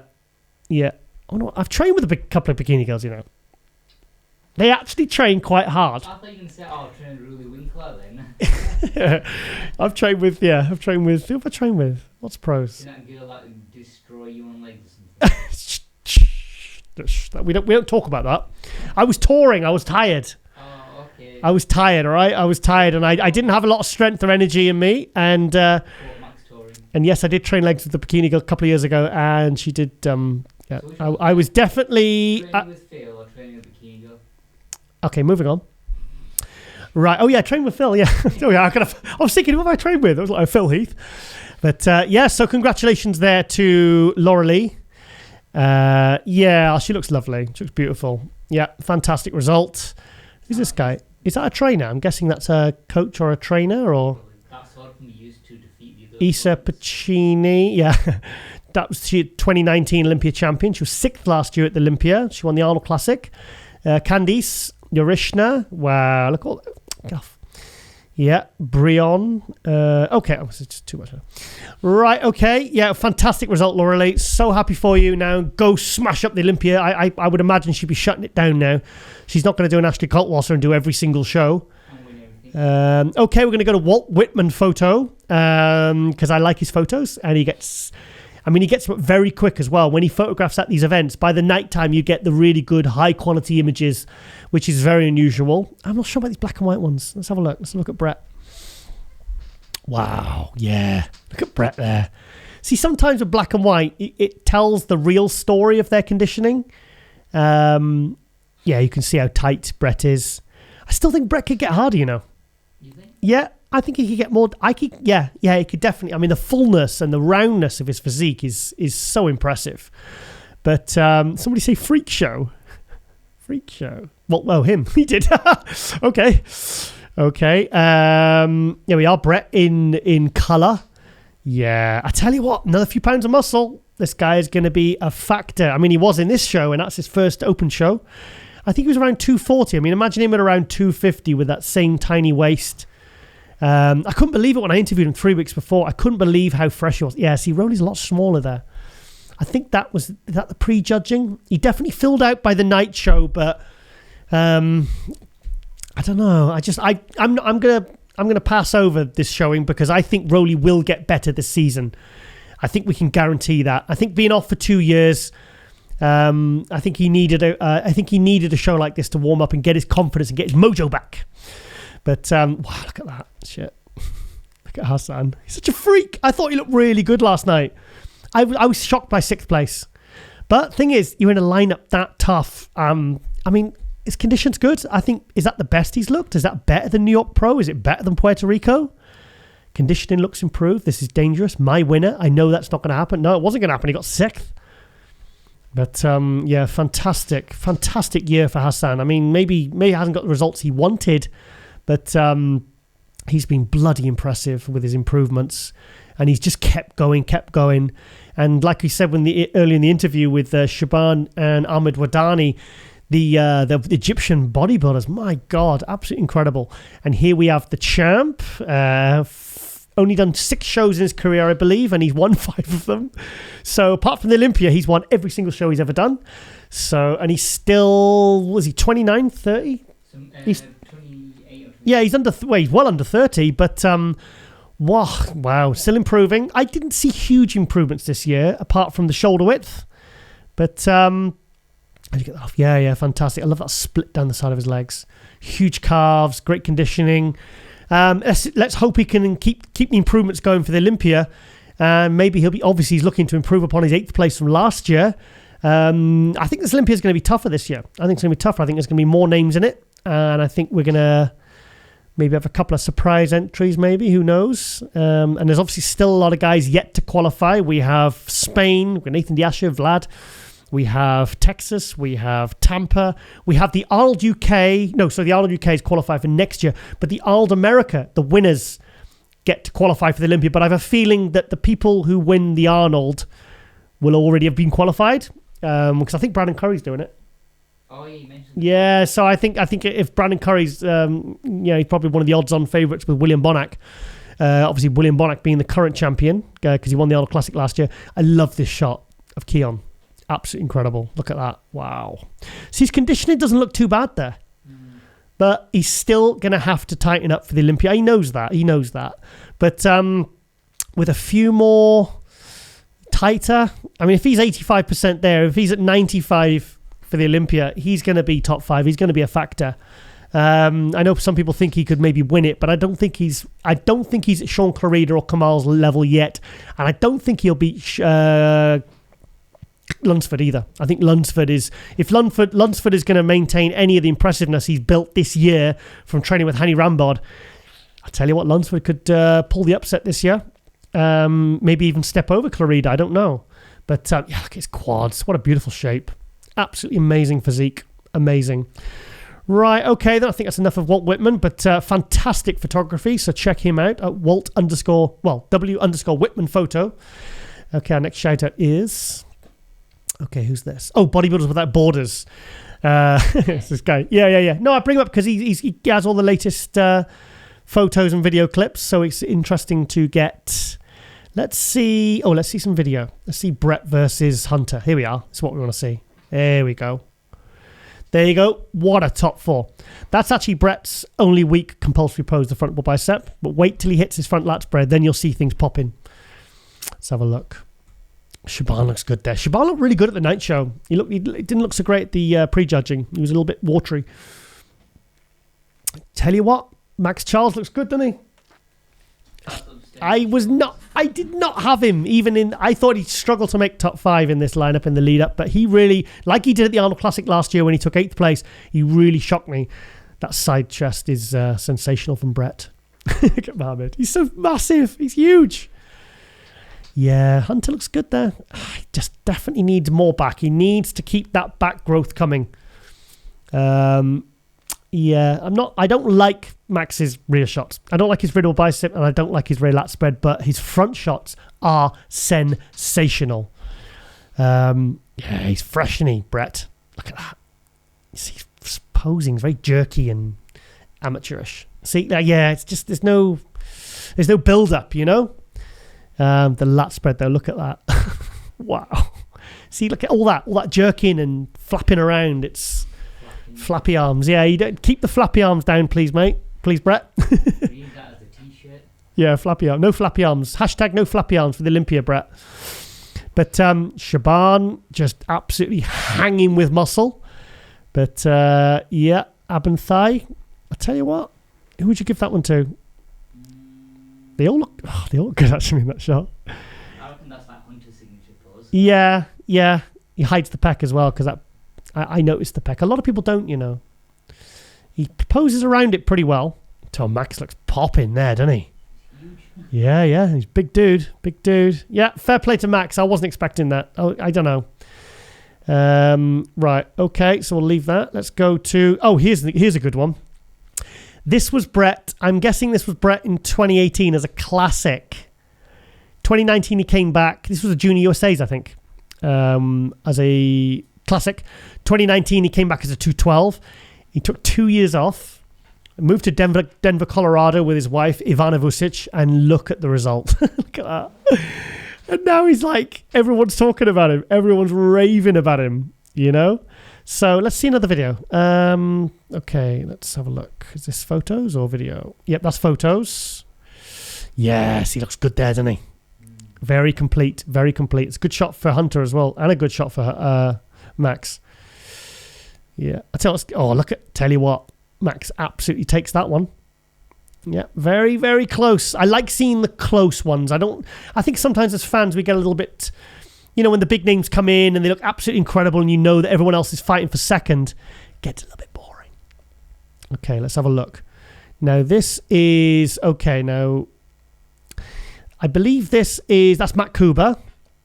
That is Slavoj. I can't remember his last name. That is that Mackie? Not Joseph Mackie. It's another Mackie. Mackie, Maki. Is that? I think that's the other Mackie guy. I haven't got his name. It escapes me right now. And there is I've just had him up. Yeah, Merkel. What's his name? Why? I've just forgot his name. He's just been on. Hang on. Zach Merkel. Yeah, Zach Merkel. Yeah, the one who's just pressing the 180s. My God, what a beast. Seeing his chest isn't even that thick. Well, yeah, I tell you what, another 10, 15 pounds, another year or two, he's going to be dangerous, this guy. Look at the structure. Look at the shoulder width. I mean, he's definitely bottom heavy, but when he fills his upper body out, he's going to be dangerous. I think he's going to be dangerous. I think, I would say another 1 to 2 years, and he's going to be a factor. Let me get this guy's name. I've completely forgot his name now. Where is it? Yeah, we can find it here. Justin Mackey. There you go. That's his name. Yeah, he looked good. He looked very good. Nice physique. I think about 240 pounds. I tell you what, Slavoj looked good. He did the British Grand Prix last year, I believe it was. Or maybe the year 2019 it was, when Nathan Yasha won. And he's made some big improvements here. He was very impressive. He got very good commentary on the live stream. God, conditioning there. Look at that. That conditioning. He's tight. Very, very tight. Yeah. Merkel. And I tell you what, Kuba looked good as well. I would definitely have to get these two guys on MD Glove Muscle very soon. I want to find out more about these guys. But, fantastic. Okay, who else? What do you want to see? Anything you want to see, Colleen? Oh, Hunter there. Looks good there, doesn't he? Tell you what. Yeah, when the tango's on and you see all the magic happening and you're dried out and you're filled out, it's, he looks fantastic there. I can see gains here. He definitely looks thicker.